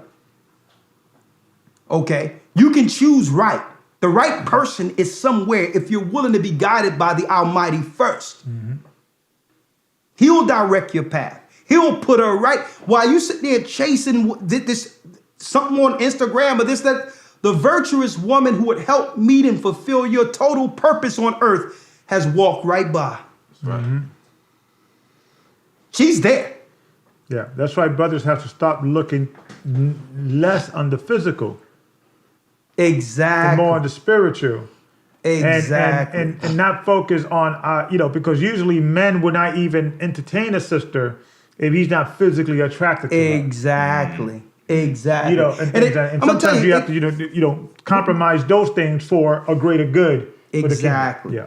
And it comes a point. And vice where- versa with the sister of scribbling. No, that's fine. If a man can buffet his desires, even though in his mind he really desire, but he can buffet that. That's right. Like, because a woman, it tell you in the book of Reuben, how the woman will use outward wiles, dress up and know exactly what to put on to capture a woman, capture a man, knowing that she don't have the strength to control him physically. But she used her outward wiles Right. because that's her gift. That's her gift to entice man, to desire her according to the outward. You gotta read That's these scriptures, her power. man. You gotta listen to these But scriptures. check this out. But if you are in order with the Most High, and she has all that going on, but yet she see that none of that really moves you, that you're looking at her inward. No, I would like to understand who you are outside of the 20 minutes it took to make you up. What else you bring to the I table? want to know, what are you willing to do for the kingdom of heaven? And what is your place as a woman according to the Almighty as a helpmeet? Not what you have on, because what? Like all of us, we will age. Your body will not always be like that. And there still something have to be in you that I'm attracted to beyond the flesh. It's the woman that was taken out of Adam. She was spirit first, not just the flesh. And when we come to that degree, when we can look at a woman and admire her beauty, but not desire her, that's the next level for a man. That's power. That's power. Why? Because those choices with the flesh takes us down an entirely different path that takes sometimes decades to recover. Men, that take decades. So let's read it real quick, and I'm going to open up the lines. 515-605-9327. Men going God's way. Let's read this real quick. Let's read it. Yes, sir. We're in the book of Tobit, chapter 8, verse number 6. Come on. Because we were mentioning, or Brother Mike was mentioning, that there's a level of MGTOW where the only interaction that you have with a woman is for the lust, to fulfill the lust of the flesh. Right. Yes. Right? Right. So let's see the biblical perspective of that particular concept. Right. Yes. This is Tobit chapter 8, verse 6 through 7. Thou madest Adam and gavest him Eve, his wife, for an helper and stay. Of them came mankind. Thou hast said, it is not good that man should be alone. Let us make unto him an aid like unto himself. Verse 7. And now, O Lord, I take not this my sister for lust, but uprightly. Therefore mercifully ordain that we may become aged together. And it's deep that he says, I will not take this sister for lust. Because I'm going to tell you, that can totally reshift a woman's mindset. That can actually recalibrate her. Because the flesh usually worked for her throughout all of her coming up, and she can get anything she wants strictly off of her outward appearance. And it will be almost a shock to her when it doesn't have the same effect on the man of the Most High. I'm not desiring your lust. I mean, I'm not desiring you through lust or how you look. That doesn't work. So obviously, if she wants you, she has to begin to nurture and to actually materialize and work on the areas she's been ignoring, paying attention to the outward appearance. Become the woman that... Exactly. She's going to be like, well, this ain't working. This ain't working. Well, what's going to work? The inward person, the virtuous woman who know that you don't need your body to get what you want. Okay? The virtuous woman, the woman that fears, that loves the Almighty, who find pleasure in precepts. Now check that out. You find pleasure in finding new precepts and understanding and new realizations concerning the God that made us. And that's deep in itself. Read that last piece again. Yes, sir. And now, no Lord, I take not this my sister for lust, but uprightly.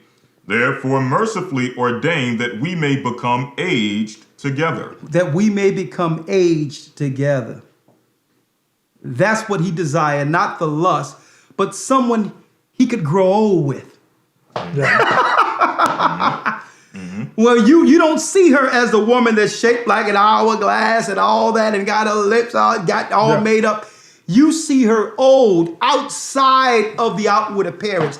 Yeah. You see this spirit, someone I can talk to, be around, and grow old with. You're looking beyond the flesh. Men going God's way and appreciating what comes, that wisdom that comes with time. And fulfilling each other's desires mentally. Through wisdom, through time, and seeing how that wisdom has affected the generation that have come through you both.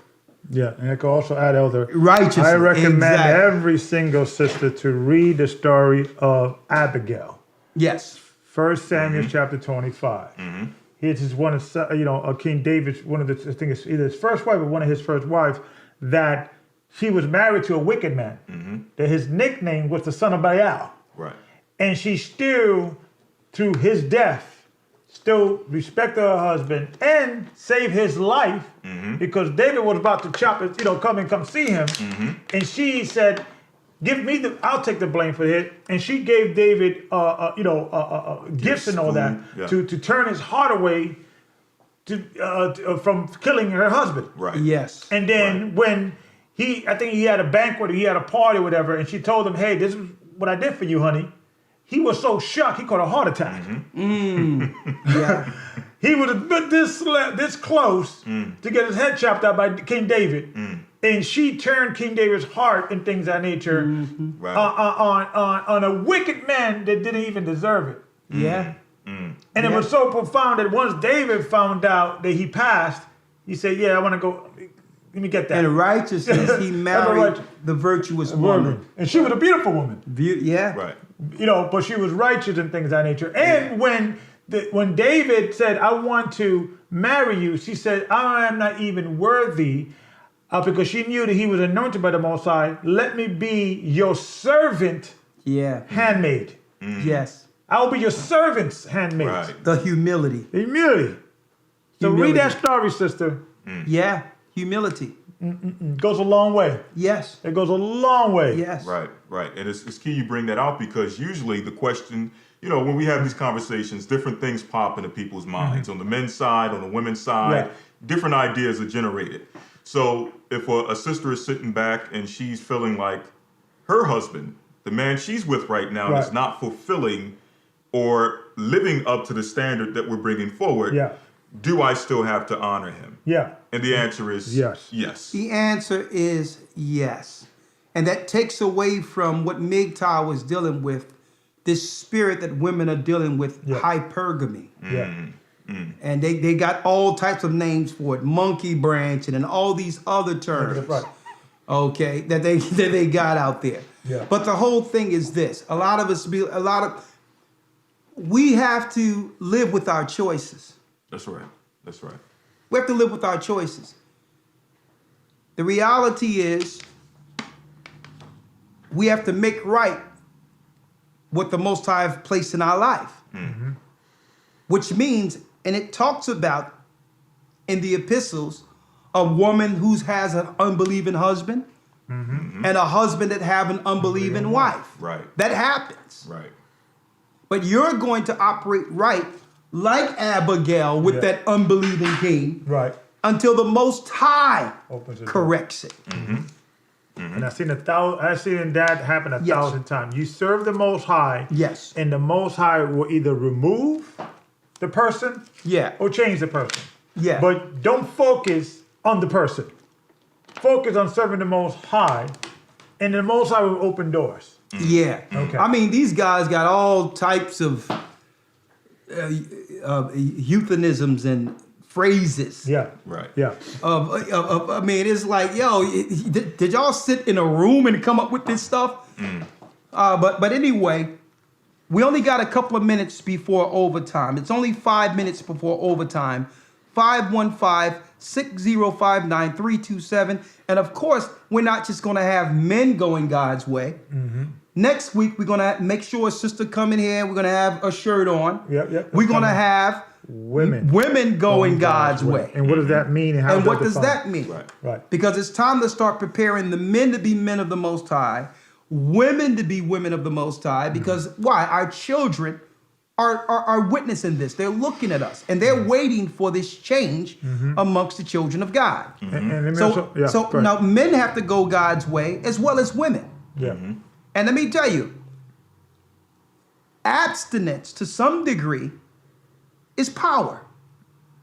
And it talks about that, not just with MGTOW, but in the Bible itself, where Paul says he wished that you were like me. That because if you get married or deal with another person with issues, you're going to have trouble in the flesh. You take on by interacting with this person, not just their goodness. You take on their whole past and everything that comes with them. And know that there's going to be trouble because when you meet a person, both of you are presenting the better halves or the better part of yourself. You never bring in the guy that no one likes or the woman that no one likes into a new relationship initially. But eventually, either side have to deal with the baggage that comes through captivity. Right. So it's best you choose to be, like Paul says, and not deal at all until you understand your purpose.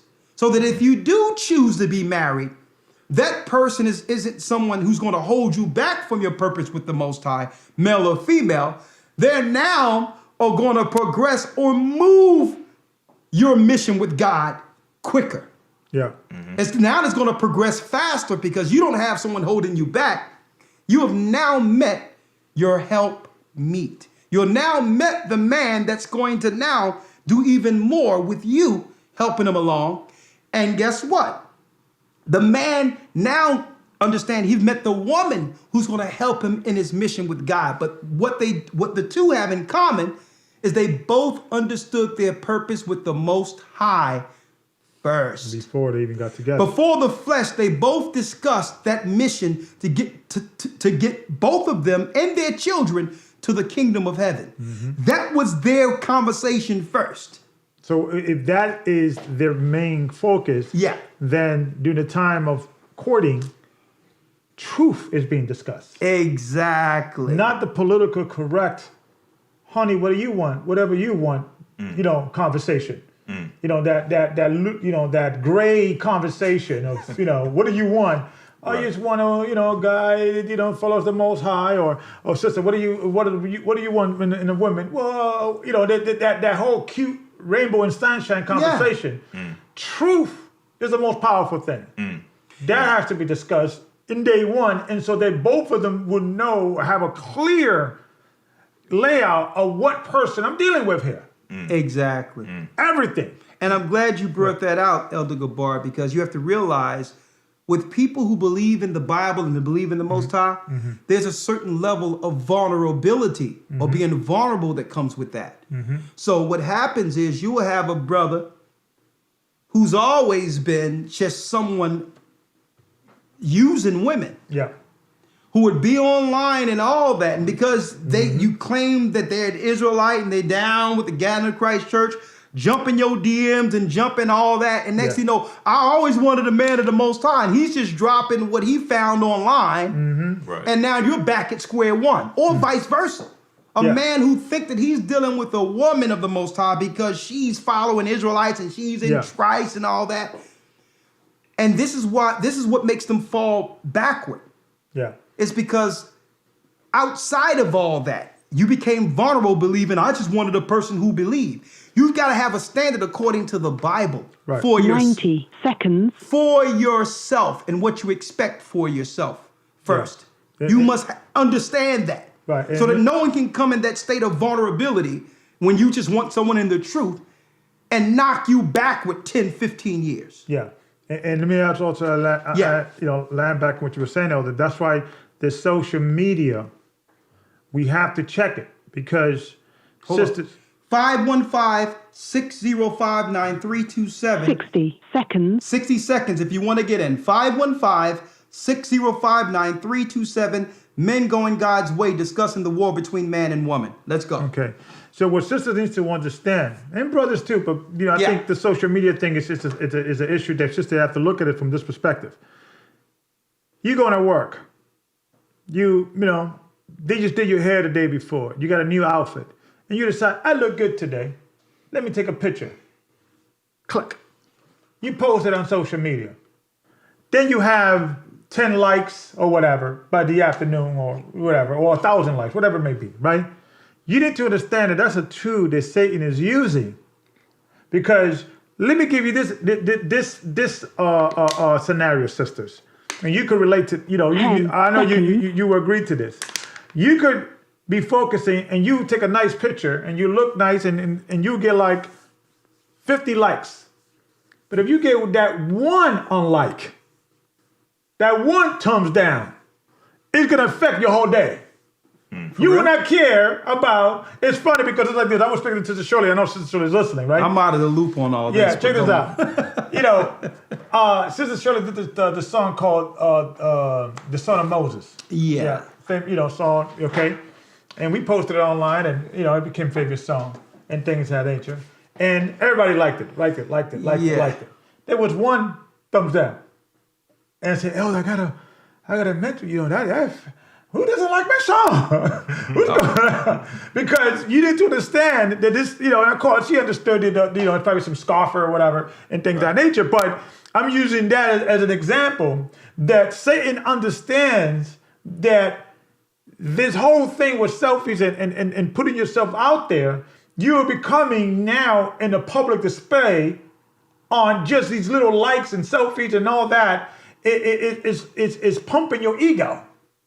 And you may think it doesn't mean anything. Oh, I don't care about that. I just feel like, I took a picture, looked good that day, going to work, first day at work, whatever, looking good. But the psychological, because it's public approval, that people get addicted to. Right. That they don't, they'll get it deep, that they don't even notice that a little one mislike or two mislike will affect the whole day. Right. And it could be some person who's a women hater or whatever, or you may remind him of is her ex, his girlfriend, and he's like, dislike, and some dudes bug out, but that's affecting your whole day. Right. Yeah. That's what I'm saying. Sisters have to be very careful. Well, exposing themselves in that media. That could be, trapped into that whole. How many likes I got today? Right. Yeah. Versus how many dislikes. So go ahead. See, but there's other levels to that, and I'm going to talk about that in women going God's way, and we need to discuss because the reality is when you look at this world and what's going on, and here's the reality of that no one wants to accept. To a degree, when women put themselves out there, and men too, without even saying anything, the truth is, what they're saying out there is, I'm available. That's the message. Let's talk about it. What they're saying is, I'm available. That's what they're saying. And I'm not talking about just for the likes. Because if the right person fall into their DMs, or the right person fall in, and there's a situation or a spat going on, in which you start to think that I made a mistake in my current relationship, that's an option. And that's a reality. It may not be an option right now. You're not saying you are available, but subconsciously, you're putting it out there. Because there was a time, I remember, where if you put your picture online, especially with these dating sites and all that, it was telling people You're available. that you were available. That's what the dating sites were. Right. That's how it started. And even before, let me tell you, even before that, more things were sacred. Like you would have to go into someone's house to know how their family looked. Or be like, yo, that's your cousin? Yeah, like, yeah, that's a party we went to 2 years ago. This is how you got to know someone who had a family member down south. Right. That you probably was like, yeah, that person looks all right. But that was, pictures were sacred. Right. Exactly. You only You- share them. yeah, You have the it picture only- book and you share them with your It people was that an know album you. book where only people you cared about you would show this to. That's right. Yeah. People That's you right. trusted. Yeah, I got a joke for that, but go ahead. Yeah, but I'm just saying. A lot of times when people put themselves as pictures out there, and I'm not talking about the regular old picture where you graduated with your sister. I'm talking about there's girls where their foot be on one step and their other leg be on the fourth step. Yeah. Right. Sideways. Right. I mean, come on, what are you saying here? Right. Right. Right. It's But funny. but it's Yeah, it's funny because I was I'm watching- available. Yeah, I was watching a comedian Yeah. and he said, you know, how things are now different, that our generation, and we said, you know, look at this picture of my grandparents, right? Yeah. And usually is like one or two pictures that survive. And he was like, you know, he drafted in the, you know, the military or their wedding night or whatever, and things of that nature, right? But our generation, 50 years from now, if Christ doesn't come, people are going to be like, you want to see 100 pictures of my grandparents, 1,000 pictures of everything that he did for the rest of all his life, because selfies all over the place. Yeah. Yeah. So now it's like when we are old and our grandkids are old, Yeah. they're going to be like, you want to see, you know, 1 billion pictures of my grandma when she was 12, 13, 14, 15, 16, Yeah. 17, 18, 19, 20, 21, like all her life. Right. You want to see her eating breakfast? You want to see her when it's up in the morning? A second job? Yeah. This is a different situation now. Listen, I'm from the old school, right? And being from the old school, do you want your wife or someone that you're going to spend the rest of your life with, or the mother of your children, Yeah.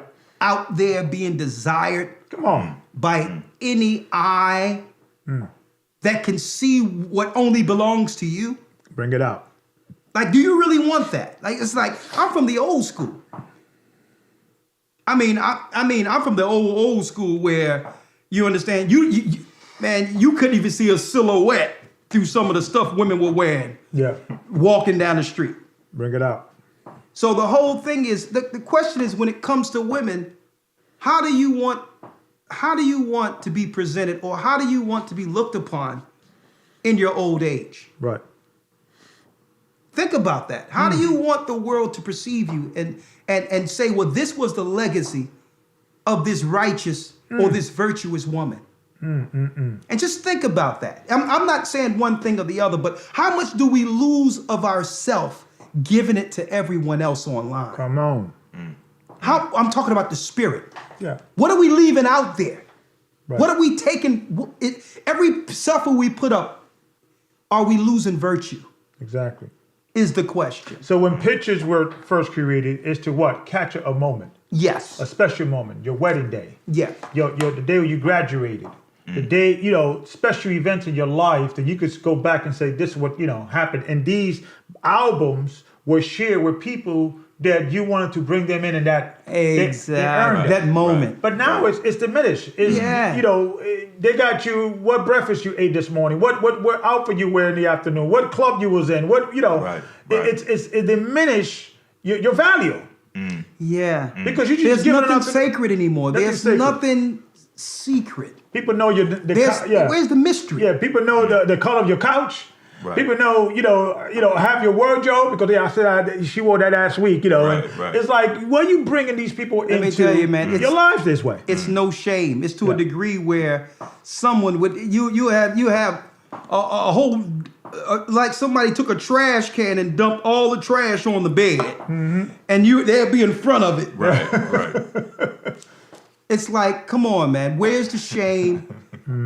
Where's the honor when it comes to our presentation as God's people? Yeah. And I'm gonna leave it there. We'll go Yeah. to that in another 515-605-9327. One Yeah, go ahead, other Lloyd. Okay, Lloyd. Yes, sir. One last thing before we go into it. All right. One of the levels was monk mode. Monk mode, yeah. Separating, Yeah. no women at all, no Yeah. contact. Off the grid. I'm glad you're bringing us back. Right, right. But come on. And I saw a portion of the lesson where you were going into one of the heroes, or a few of the heroes, Right. biblically, Right. of those who decided to go that way are Right. Christ and Paul. Because, Right. of course, they didn't deal with women. You also brought up Paul It's earlier. funny. Yeah.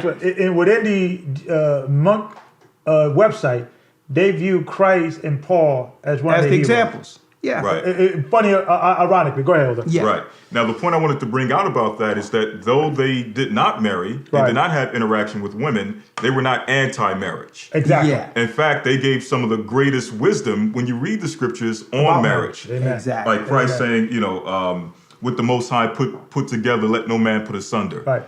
Right. Paul saying, giving, Paul, 1 Corinthians, the 7th chapter, giving some of that profound Yeah. wisdom on marriage that Right. we still use to this day, Right. even though they themselves were not married. Right. So Right. kind of giving that perspective for those who may be in that and may Right. look at them as as the perfect example of MGTOW, when Right. in reality, they're not. Yeah, Right, yeah, right.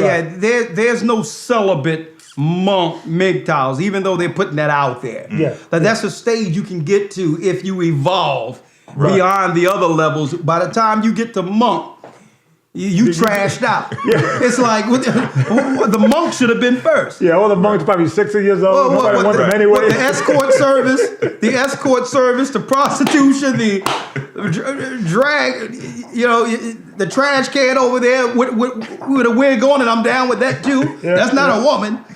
So by the time you get to monk mode, you just soiled out. Yeah, yeah. So there's no monk mode in MGTOW, okay? Right, It's right. using women for their bodies without commitment. Right, right.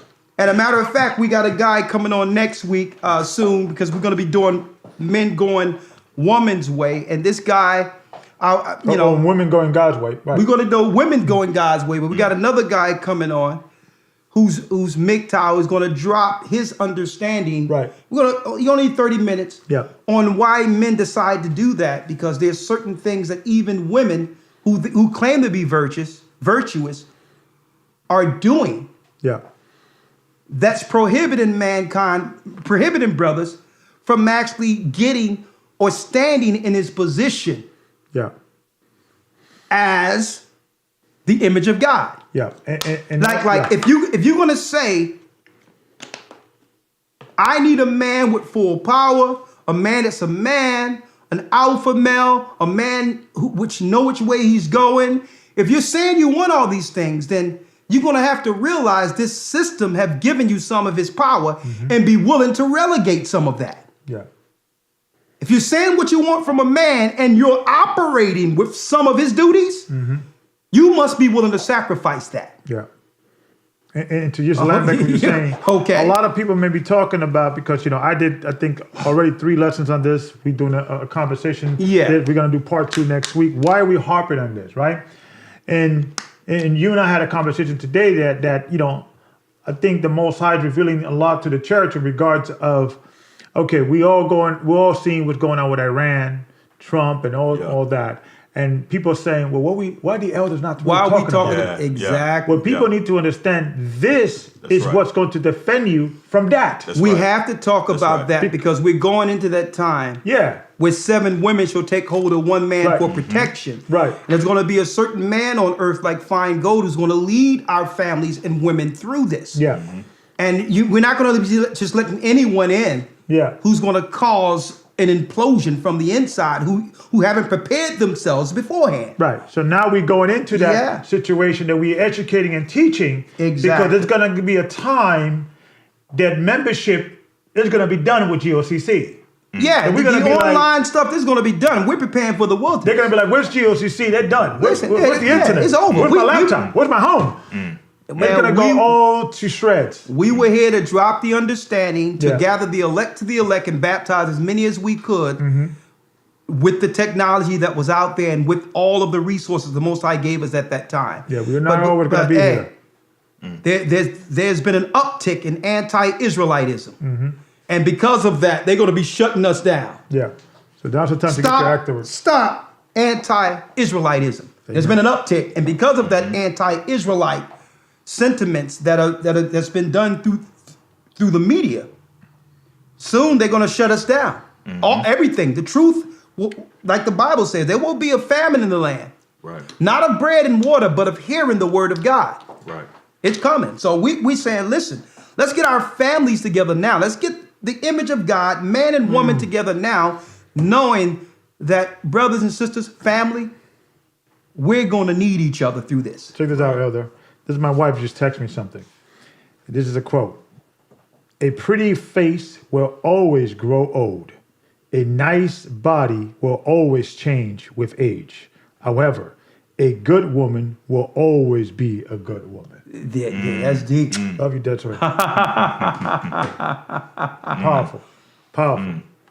A good woman will always be a good woman. That's a t-shirt right there. Oh, yeah. You know what? We'd make that Yeah. a T-shirt. In honor of my wife. Even, That's a powerful. we can, even for the wives, we Yeah. can make 90s for the wives where Yeah. the wives can wear them Yeah. and stuff. Good woman be woman. We since we got I Am Apparel, we're gonna be making all stuff Yeah. for the righteous and, And the we virtuous. were discussing this too, Yeah. within the street preaching brothers few phone calls. and things of that nature. We have to uniform the white polos and things of that nature. Yeah. But this is more specifically with the deacons and bishops of the church and even the camp leaders that we are in charge, the officers that are in charge of the street preaching. You are allowed to say, one day let's go purchase. It says 12 men in your camp. Let's go purchase. Stop Israelite. Anti-Israelism. We be wearing them in the camp. And- Have and- little and fringes put it- hanging off of it. Yeah. Stop anti-Israelitism. And that will be a talking piece and Yeah. things of that nature. So when we bring out all these different political talking piece, Yeah, you are allowed to purchase and go out into the street preaching. Now we say, okay, are we going off because we're not in the uniform and things of that nature? It's okay for us to do that. Make sure you're all uniform. Be all uniform with the stop anti-Israelitism. Yeah. It's a talking piece. Yeah, because if it's only one person or two persons wearing it, Yeah. but if it's all everybody's wearing it, that's making a statement. So I just Yeah. want to also drop that, Elder. Yeah, go to IamApparel.org Yeah. and get your shirts. And it helps to Stop work. anti-Israelitism. We got another shirt Yeah. coming. Another shirt coming. They live, but the they live is going to be the Israelites coming out of the grave. Uh-oh. Ezekiel 37. They live. The Israelite anti-defamation movement is coming too. We're coming. We're coming. Men going God's way, and we're going to have T-shirts with hoodies for the sisters. Women going God's way. It's coming.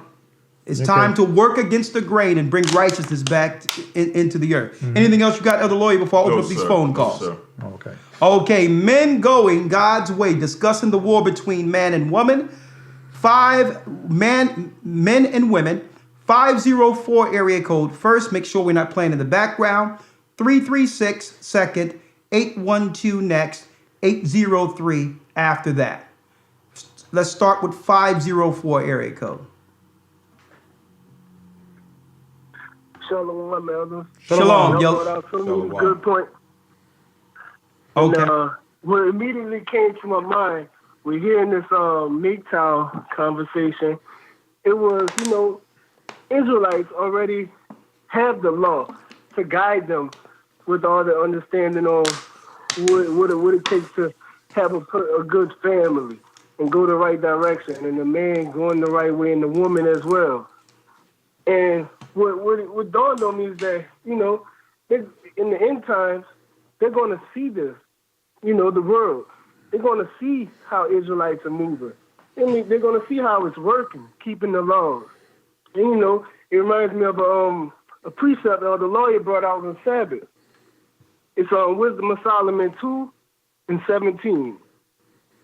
Let us see if his words be true, and let us prove what shall happen in the end of him. For if the just man be the son of God, he will help him and deliver him from the hands of his enemies. Let us examine him with despitefulness and torture, that we may know his meekness and prove his patience. But that came to mind because, you know, they're going to look on us with envy and jealousy in these last days. As keeping the laws, statutes, and commandments of a higher, family is already down packed with them. Great point, brother. That's all I wanted to say. Great point. Thank you, brother. We thank the Most High. I tell you what, these brothers are going God's way, going the Most High's highest way. They're following those commandments, and I love to see them pull out those precepts like that. Amen. All right, 336 area code. That means we're doing a good job. Yep, it's working. 336 area code. At least it's getting to some people. Shalom, brother. How y'all doing? Shalom. Shalom, you're live with the Gathered Christ Church. Talk to me. All right, so I just have 2 points, and I'm going to be very quick with them. While listening to this entire podcast, one of the points that I wanted to bring out is that, you know, there's good points in both spectrums, and we have to acknowledge that. That MGTOW, they have good points in their spectrum about how the system is working against the men. And even in systems like feminism, they have good points about how most women in feministic ways are abuse women, hurt women. But the reality of what we have to deal with both spectrums is that we're dealing with a nation of people who are dealing with deep psychological hurts on both sides. Great point. Yeah. Right? We're dealing with both people who are hurt on both spectrums. Even when we read in the records like the Book of Adam and Eve, how the serpent would always use that separation between Adam and Eve.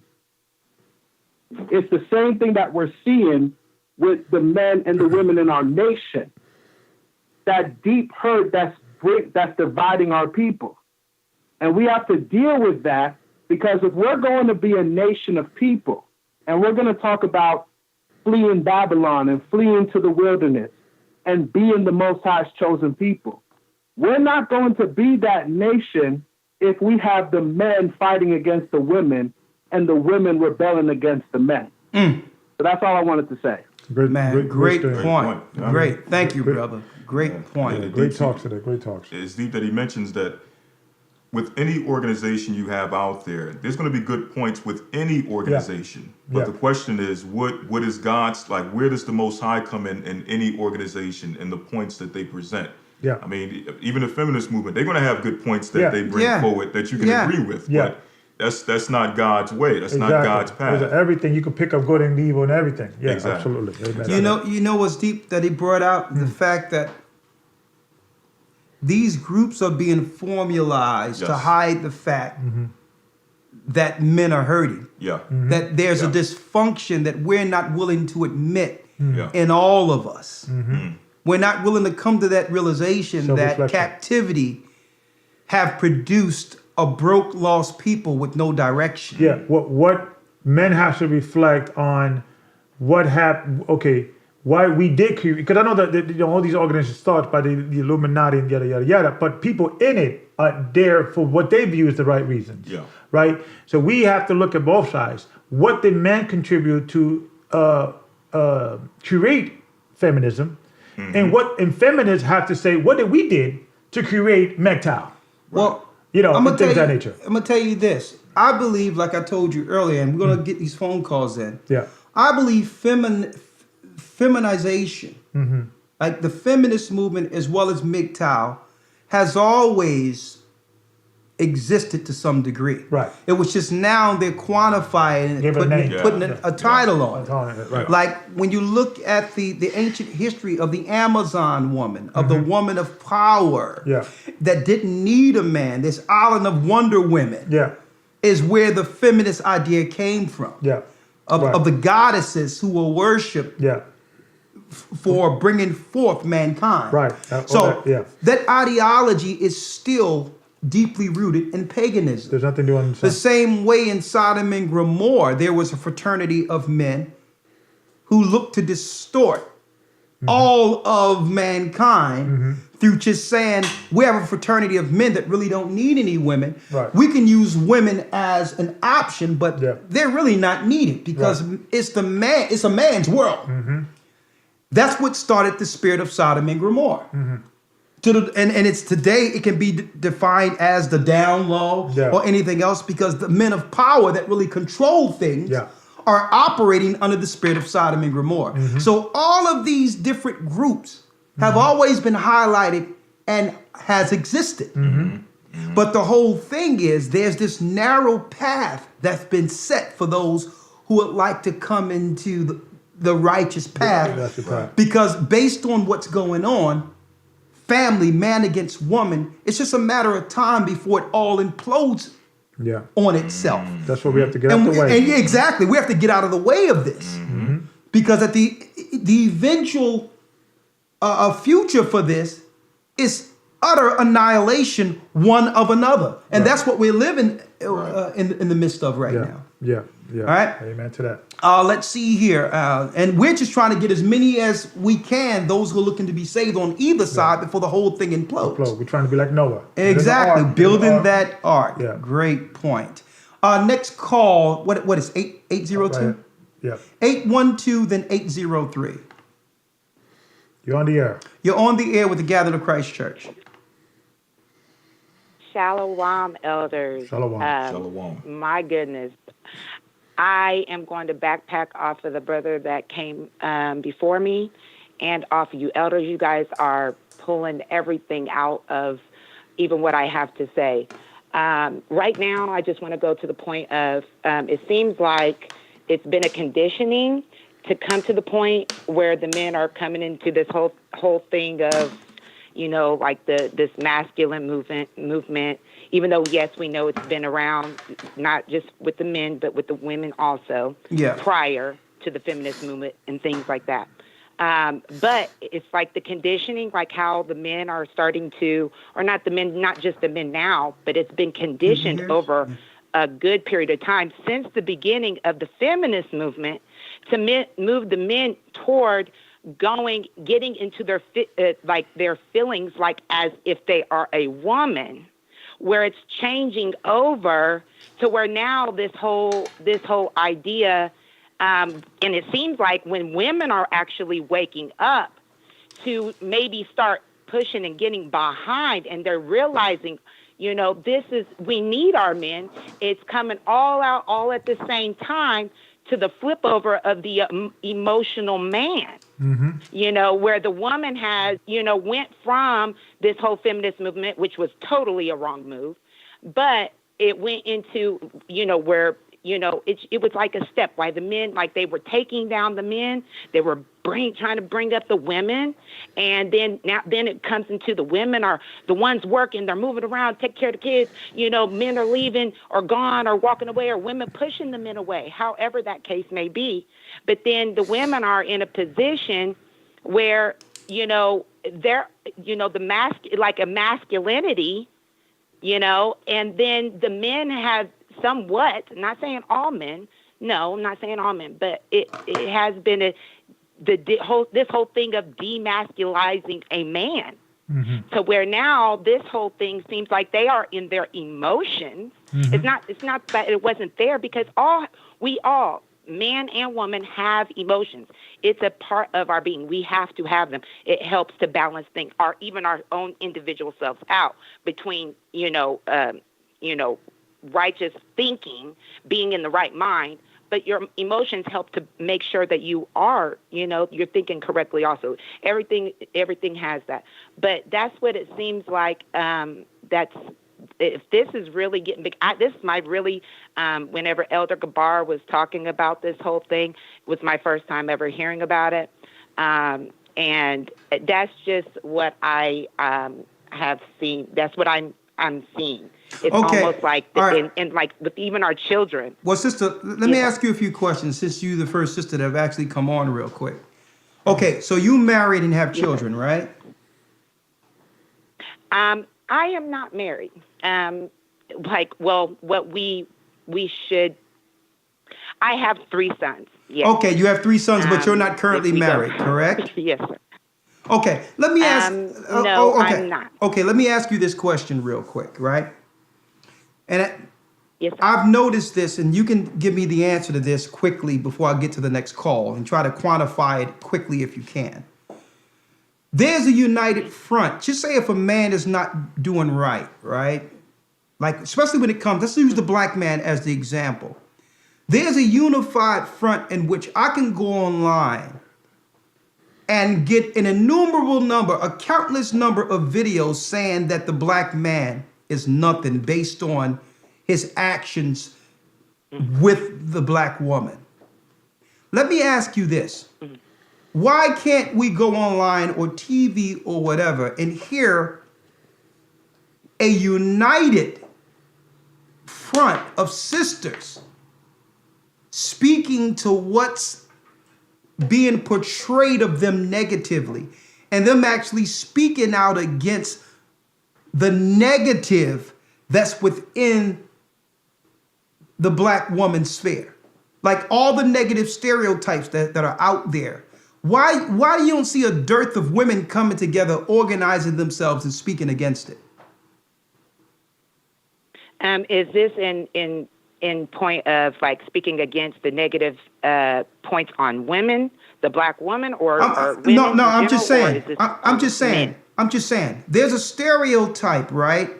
When it comes to men, that men are able to actually outright admit and condemn publicly. Mm-hmm. Correct. Why that doesn't exist among sisters?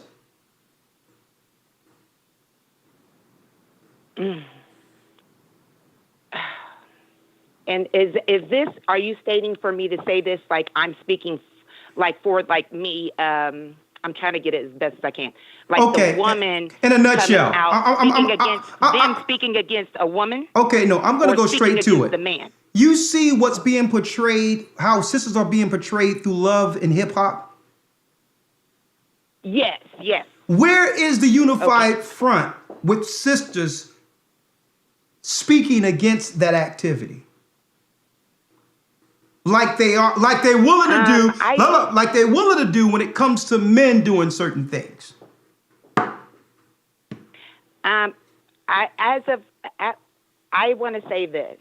I think that is something that is possibly in the making, as some of the women are really realizing and starting to stand up and get behind the men to help the men grow, and that are the same women that are rising up against that same front of that is not the ideal woman. Hey sister, sister, we are in that time. All right, listen to me. When I ask you that question, I knew that you would have to search for the answer. Yes. I knew you would have to search for the answer, because that never even came to you that when other races of people see you and you don't represent none of that, that's what they see when they see you. And there's no, listen to what I'm saying. There should be a unified front where sisters stand up all together, even more so than coming together speaking against what the man isn't doing, because this is how you're being represented. The world is seeing you as nothing more than someone to be utilized through the flesh. Yeah, love and hip hop. And I'm just putting it out there. I knew that you'd have to think about it, But there's not. But there's a unified front online right now that wouldn't think twice. If I said, "What do you feel? What's wrong with the black man?" You would be able to spurt it out with no issue at all. I just need you to think about that. Just think about that. No, just think about that, and you can come in next week with the answer. I got you. And also, man, I'm gonna place you on hold. Man, I also add to that is that Go ahead. let's just say there was a negative stereotype on Yeah. Chinese women, Yeah. or Jewish women, Yeah. or Italian women. Those women will stand up. Exactly. Matter of fact, there was a protest of Italian people saying that we're getting sick and tired that every time you see Italians in movies or television, we always gangsters, we always this, we always that. So the nations care about their image and things of that nature, and how they portray. Listen, I'm going to show you how wicked and evil the perception is out there concerning us. Right. Concerning the image of God. That's right. The man of color, the children of Israel, we're coming back. We are the image of the Most High, and we're going God's way. But let me put this out there real quick. There's a scenario where it's this woman out here on some radio program I seen the other day. Now, listen, people can marry who they want as far as this world is concerned and all that. But this was a sister on a program who's actually on the program, Lonnie Love or whatever, representing on these panels. You got an Italian woman, you got an Asian woman, you got a Jewish woman, and you have a black woman. So that's purpose because they are representing their ethnic groups. Right. Yeah. Right? And So that's why they have the different ethnicities, because these people, a black woman is put on the show to represent black issues. Yeah. So I was checking it out real quick, and she came out. Now, mind you, all in all, she's married to a white man. That's what she is. So she wasn't even speaking about who she was married to. Yeah. She came out that the black man is no good. And it was the other races of people that try to pull her back and say, well, that's not really, they try to move her out of that. It was the other, because you're not going to have another race of people get on public TV and denigrate their own race. You will never see that. You'll never see that. You'll never see that. They'll always protect. You think that there's no negative and wickedness and evil stereotypes going on amongst other races, Yes. but they understand. They understand the position of honor concerning their nation and how they're not going to be the ones before the public misrepresenting and highlighting all that's wrong. Yeah, they keep it in-house. And you get this sister all up in her emotions. And she's not even dealing with her brother, but still use that panel to slander a brother. Brothers. And guess what? And feel no remorse and shame for it. Because why? That's the line, that's the stereotype that's allowed to be accepted. And and it's okay. What we expect is sisters to come together and stand in defense like those lioness does when it comes to their king. Bring it out. And make that voice like you're supposed to make it. Understanding that that man represents you. So it doesn't matter if you didn't stand for or didn't understand that you've been programmed not to speak out in the past. It's upon you to make that line now. Judah's back. Come on, let's go to the next one. Bring it out, Elder. 8574 area code. Let's go. You're on the air. Shalom, Elder. Shalom, you're live. I have testimony. Hello, you there? You're live. Go ahead. We can You're hear you live. loud and Talk clear. to us. All right. I have testimony as far as right now. I'm dealing with my girlfriend who is a non-believer in the truth but believes in God.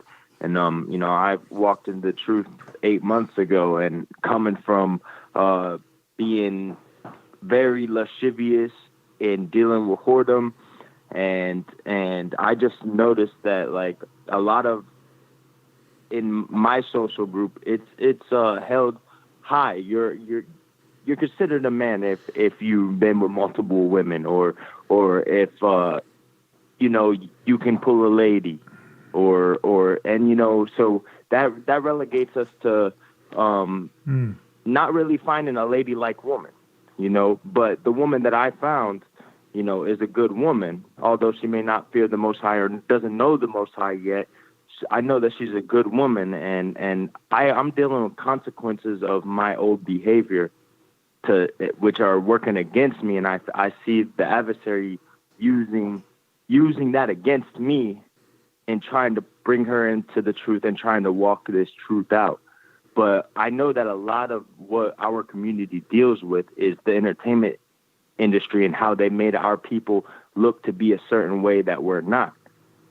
And, hey, brother. Okay. Let me share this real quick, because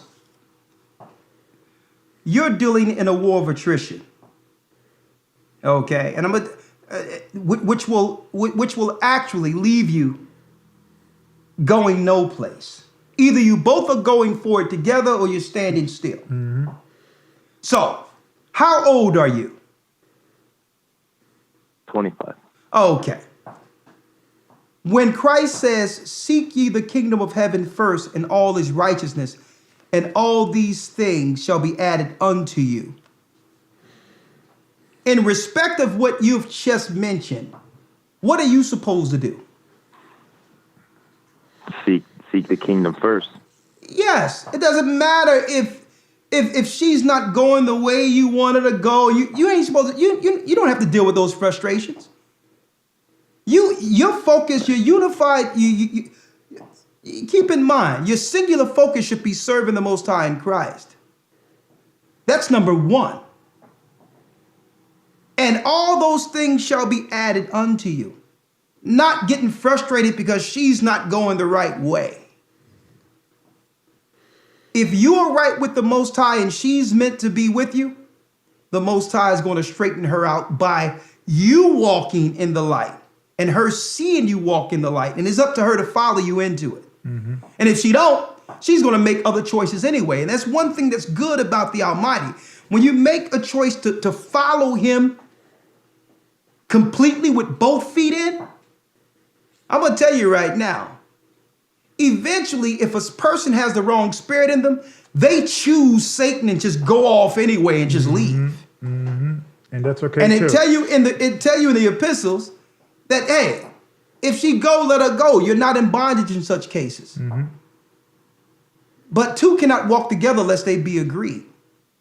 Either she's helping you forward towards the kingdom as a helpmeet, or she's holding you down. So what you have to do is man up and marry the Most High and understand if she chooses to go her own way, she wasn't meant for you. So that helpmeet, whoever the Most High has for you, can take that place and help you finish this mission. Yeah. So you have to man up. And maybe, and believe it or not, this is probably what she's waiting for. So let's move it this way also. Oh, baby, why can't you follow and read scriptures with me? Yeah. Why, Lord, you ain't right. I'm reading, and she's looking at you like, look at this video and all that. Yeah. No, I don't That's roll. exactly what she's doing. No, of course, because why? You come in and, can you read these scriptures? No.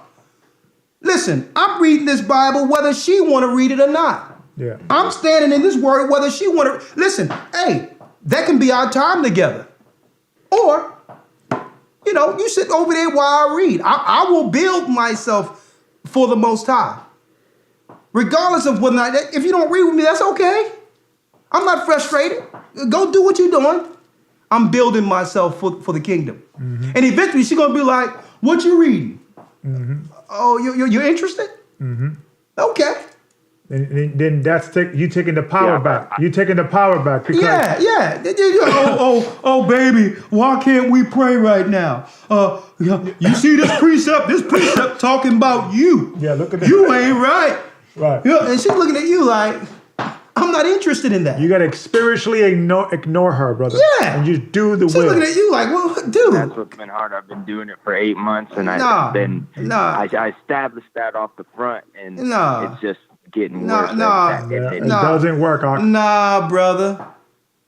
It doesn't You work. belong to the Almighty. Study that word. And leave her alone. Then let her do what she's doing. As long as she ain't sinning, as long as she ain't dealing with someone else and all that, as long as the things you require from her outside of that is being met, count that good, brother. And when she do want to come around, because because if you continue to build yourself spiritually, she's going to see the Most High in you. She's going to understand that you're growing beyond her. And guess what women love more so than anything? What they need? Security. And when you begin to build yourself to a degree in which you gain the wisdom and fortitude and know how to get things, she's going to feel the threat of someone else coming in and getting what's been built right in front of her eyes. Women understand security. So, but she don't understand, hey, baby, well, get out the bathroom so we can read these scriptures together. Lord, I don't understand. To her, that's not a point of strength for her. Okay? She's not walking in that spirit. You with me?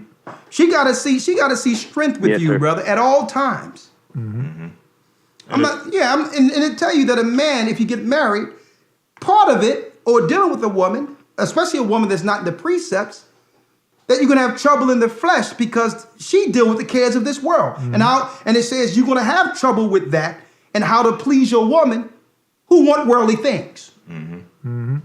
So you have to realize that's the woman that you endeared yourself to, and you have to slowly build her from where she is, like the Most High decided to begin to build you from where you were. You understand?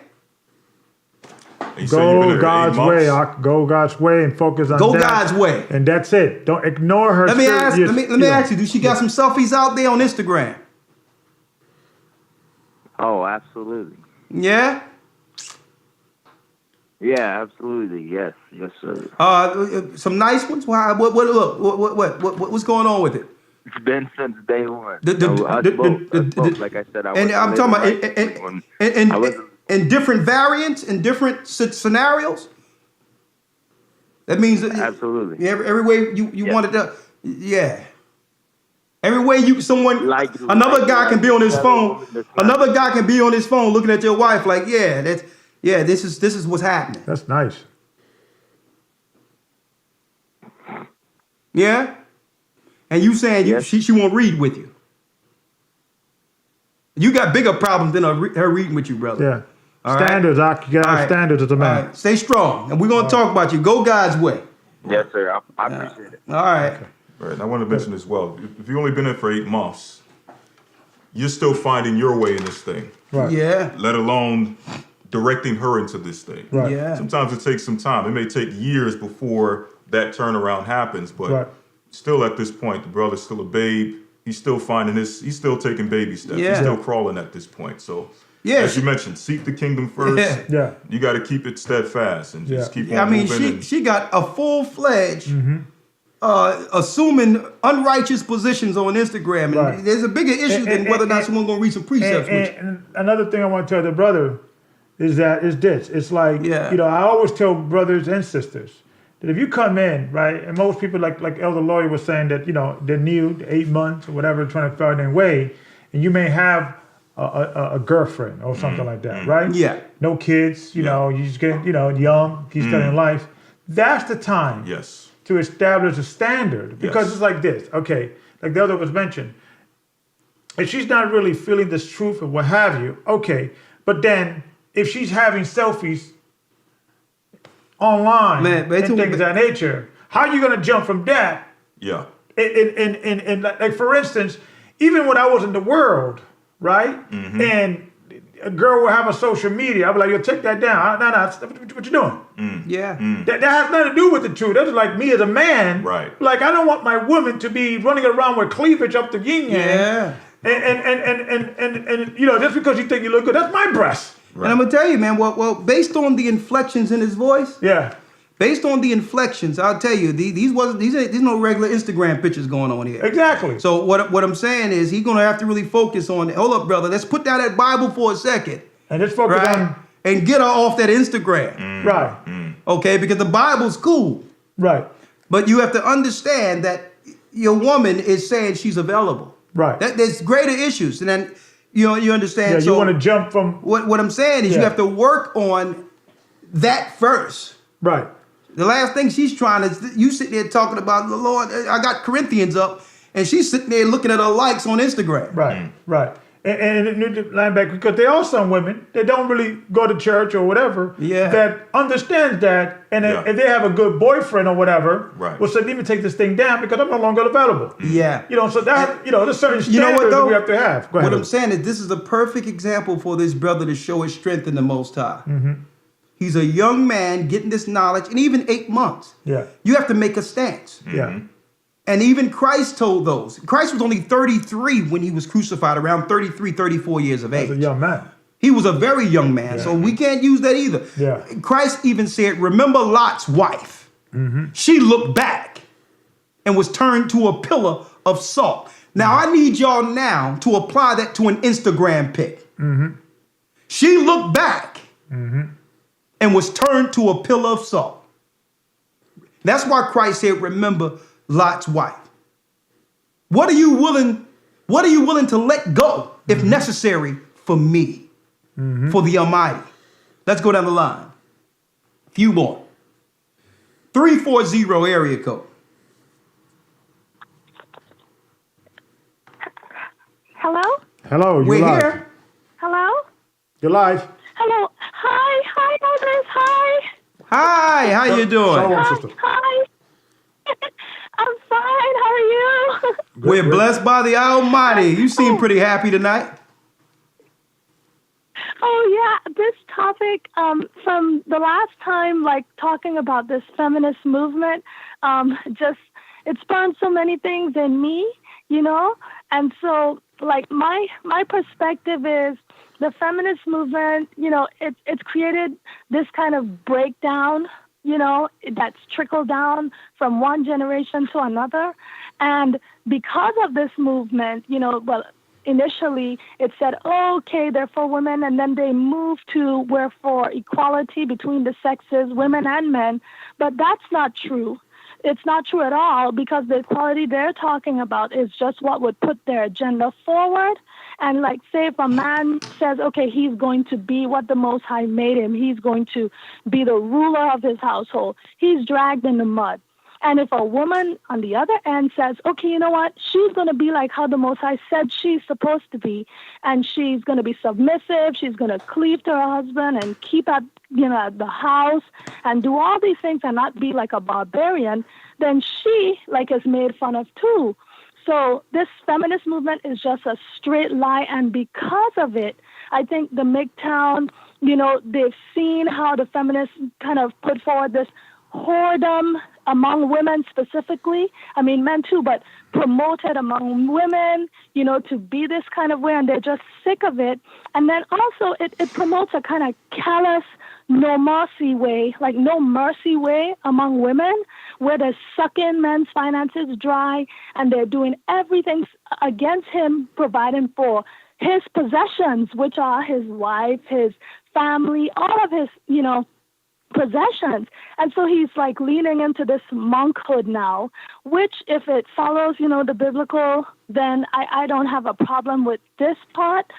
But then it also pushes him into this kind of whoredom. But what it is a backfire, because now you're attacked on both sides.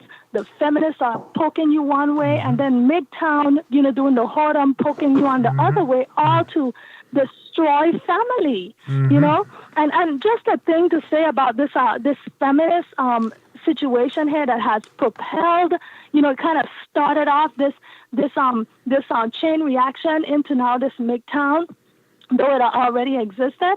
There's a kind of a craziness, like a mad spirit, adrenaline behind this kind of independent feminist movement. And I know because before the truth, I, was in agreement with this movement. Now I'm sickened, by it, because really what it is it's just people not wanting to do or be what God says they should be, man or woman. Great. And for me, as a woman, I think that we just need to put down our pride and peel away all the programming that they did to us, and just support and submit so that our king can rise and be the ruler that he is meant to be from my end of the spectrum. And I also, as a woman, what I find after being in the truth by the grace of the Most High is what makes me awakened, even spiritually and even in the flesh, is when my husband seeks the Most High, when he reads scriptures, when he desires the Most High. My actual, not just my spirit, my flesh too, is awakened by seeing him do this. And what I hope for my daughters, by the grace of the Most High, I have 2 beautiful little daughters, is that I just want them to find a man that fears the Most High. Because if he fears the Most High, if he doesn't have money, or if he's moderate, or if he is, affluent, that is not the top. What's the top is that he fears the Most High, because I know that he will treat them the way Corinthians 11 says, and he will not abuse them. And so that is my God for tonight. And that's it. Thank you, sister. You know what? That's poignant. And you know what? I'm going to place you on hold. I'm going to tell you right now, the Most High is doing something with the children of Israel. He's doing something with our people. Mm-hmm. She quantified that as not just a wife or a mother, Right. but a daughter of the Almighty. Amen. Mm-hmm. So all is not lost. It's just that women like that are not being promoted. Right. On television. But Yeah. there's a lot of women, even single women, who view this earth and is walking virtuous Yep. and have those same views.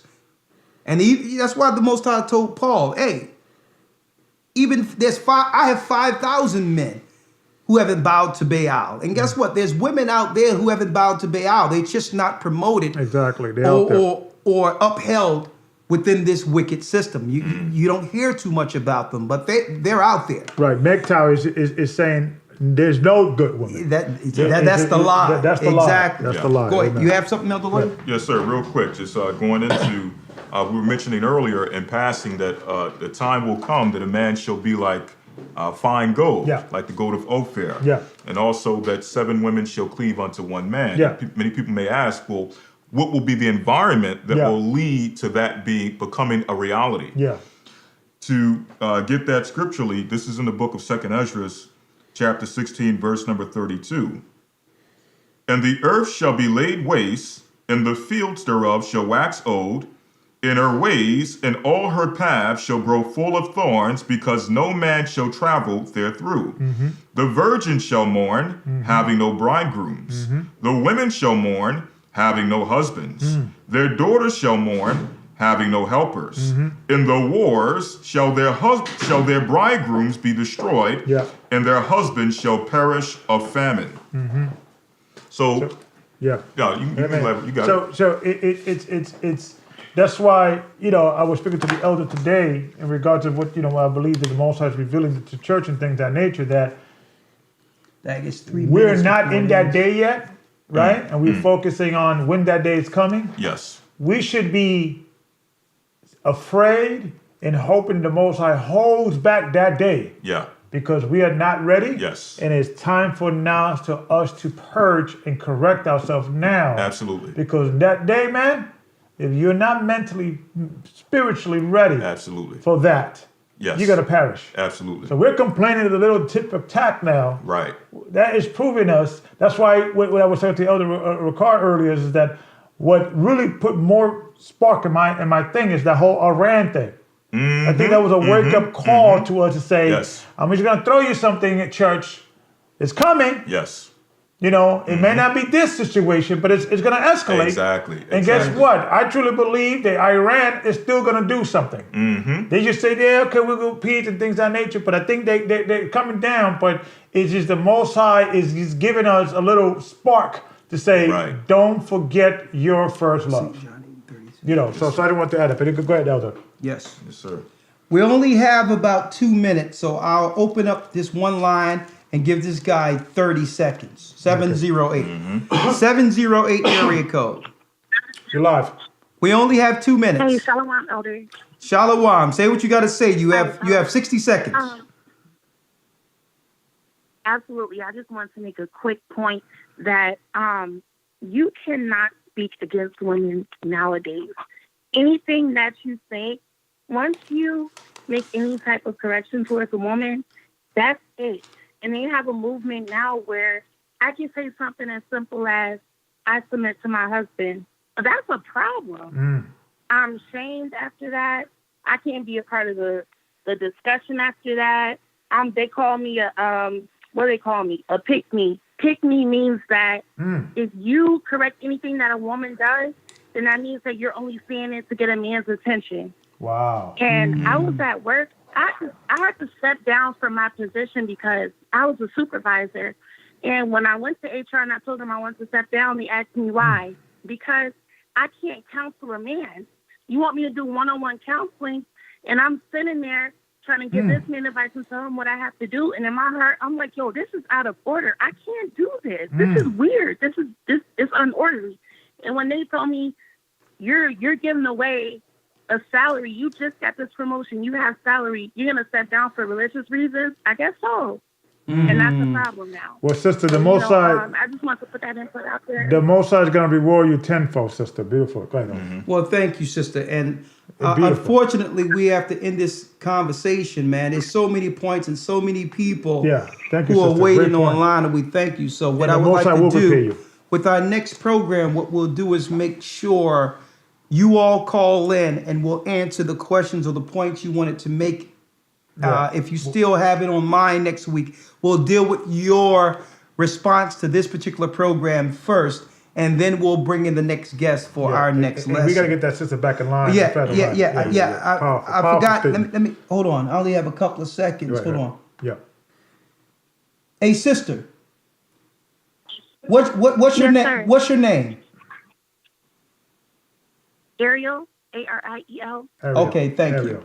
Ariel. Okay. Write her name down. Right on time too. Okay, right on Thank time. you for using Blog Talk Radio. Goodbye. Because I knew that there had to be something out there, elders, that was shaming women to even talk about or threatening women for not highlighting the negatives that exist amongst our communities when it comes to women and this allegiance they have in destroying us inwardly. Look at this pushback that Fantasia got. Yeah. Where she was saying, support your men, the men are the head of the woman, all that. Look all that push that she got. So there's even now talking point that I don't forget what the sister mentioned, that they call women that are supporting men, there's something wrong with you. Yeah. That's deep in itself. You're only doing that because you're desperate and you want a man and all that. I'm telling you, it's deep, Elder. I mean, I'm It's going to deep. tell you, man, that has to be something along the LBGT type of thing. Yeah. They get angry at women. They Yeah, say, like you're not supposed to support your man publicly. Yeah. And a matter of fact, you could be shamed to the degree in which you lose your status. What is this? And and what she called that again? Pick me. Pick me. Sisters, if y'all know something about pick me or whatever this is, I'm find- going to need to know more about it. Yeah. Because we need to get to our youth that are being shamed or muzzled. Because I'm going to tell you, man, silence is complicity. By not saying nothing at all, you would have the majority of men will believe that this is what women feel and are with this, evil movement against your kings. Yeah. Okay? So with that, I'm going to say all praises be to the Most High.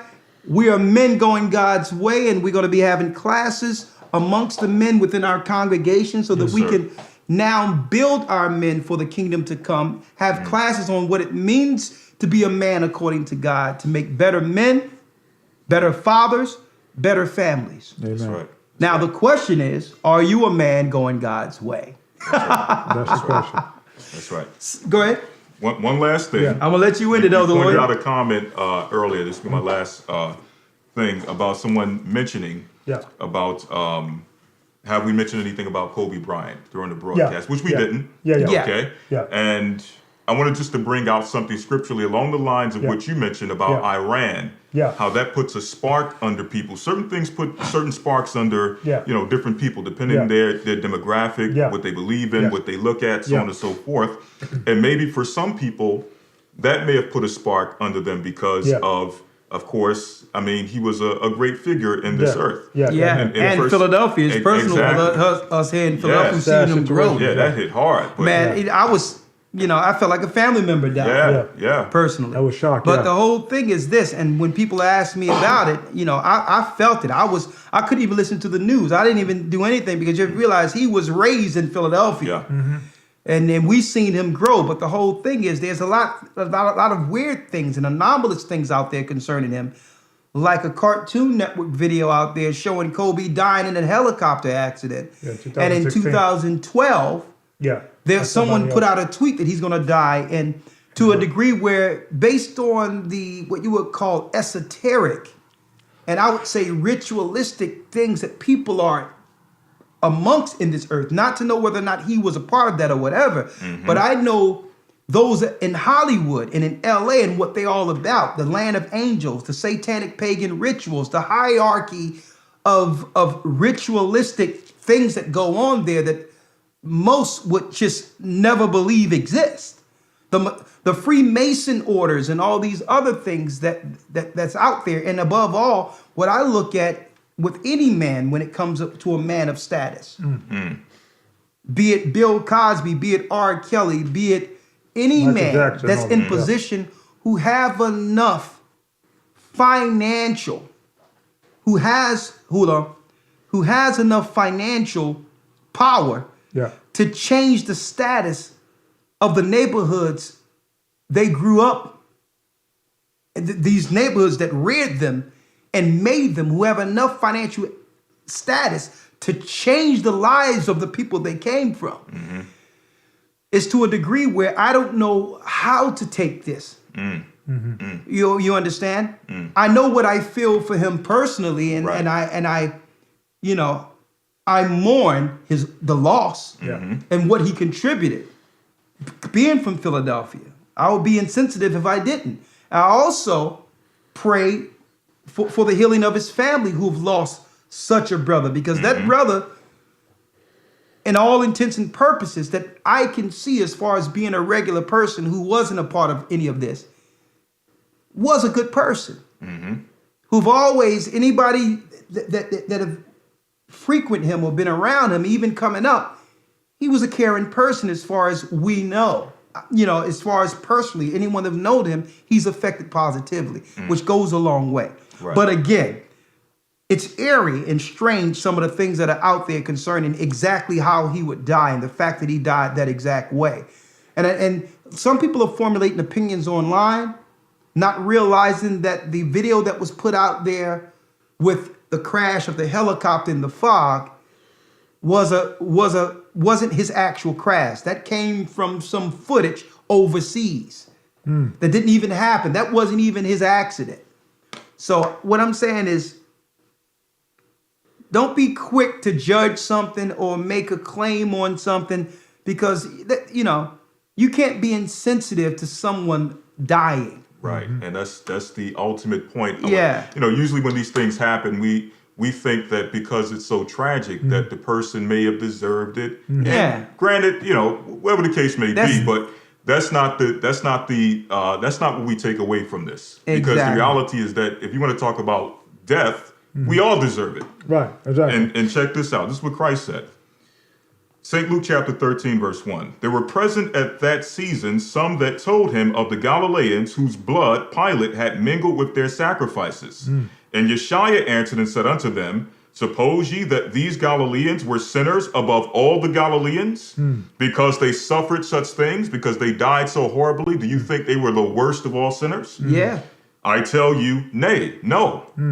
But except ye repent, ye shall all likewise perish. Or those 18 men upon whom the tower of Siloam fell, and slew them. Think ye that they were sinners above all men that dwelt in Jerusalem? I tell ye, nay, no. But except ye repent, ye shall all likewise perish. Okay? So what we take from this is that, listen, he may have, done things in his past or done certain things that were, not of the Most High. But didn't we all? Exactly. We all did. Exactly. It's just that we're not in the position in which every moment of our life is actually highlighted and shown before the world. Yeah. Exactly. Yes. Amen so may the Most High have mercy in his soul. Have mercy on him in his soul. May the Most High bless his family through this morning. And who knows? We pray that the Most High receive him in paradise. Okay. And with that, I'm going to say shalom. Elders, we've had a great conversation tonight to be continued. And next week. Yeah, it's not a complete conversation. Journey continues. But with these conversations, the children of Israel will begin to heal. Amen. And we thank you for your participation. We really encourage you all to join our Hebrew and Bible Academy. We're going in. This academy has been we're receiving emails off the chain concerning the books we're going into, the research we've delved into, and it's all to make sure you receive the knowledge that have been hid for ages and generations. Join the Hebrew and Bible Academy by going to historytimes.org. Send an email to gatheringas1@aol.com if you would like to contact us to join what we're doing to finish this movement.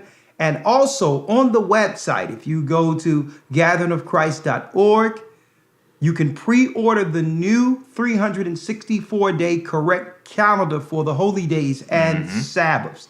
The pre-orders are out there, and we're going to be showing you a mock of some of those particular months this coming Sabbath. The new calendars are here. Make sure you be a part of the pre-order by getting that to your home so that you can follow the holy days according to the Bible going forward.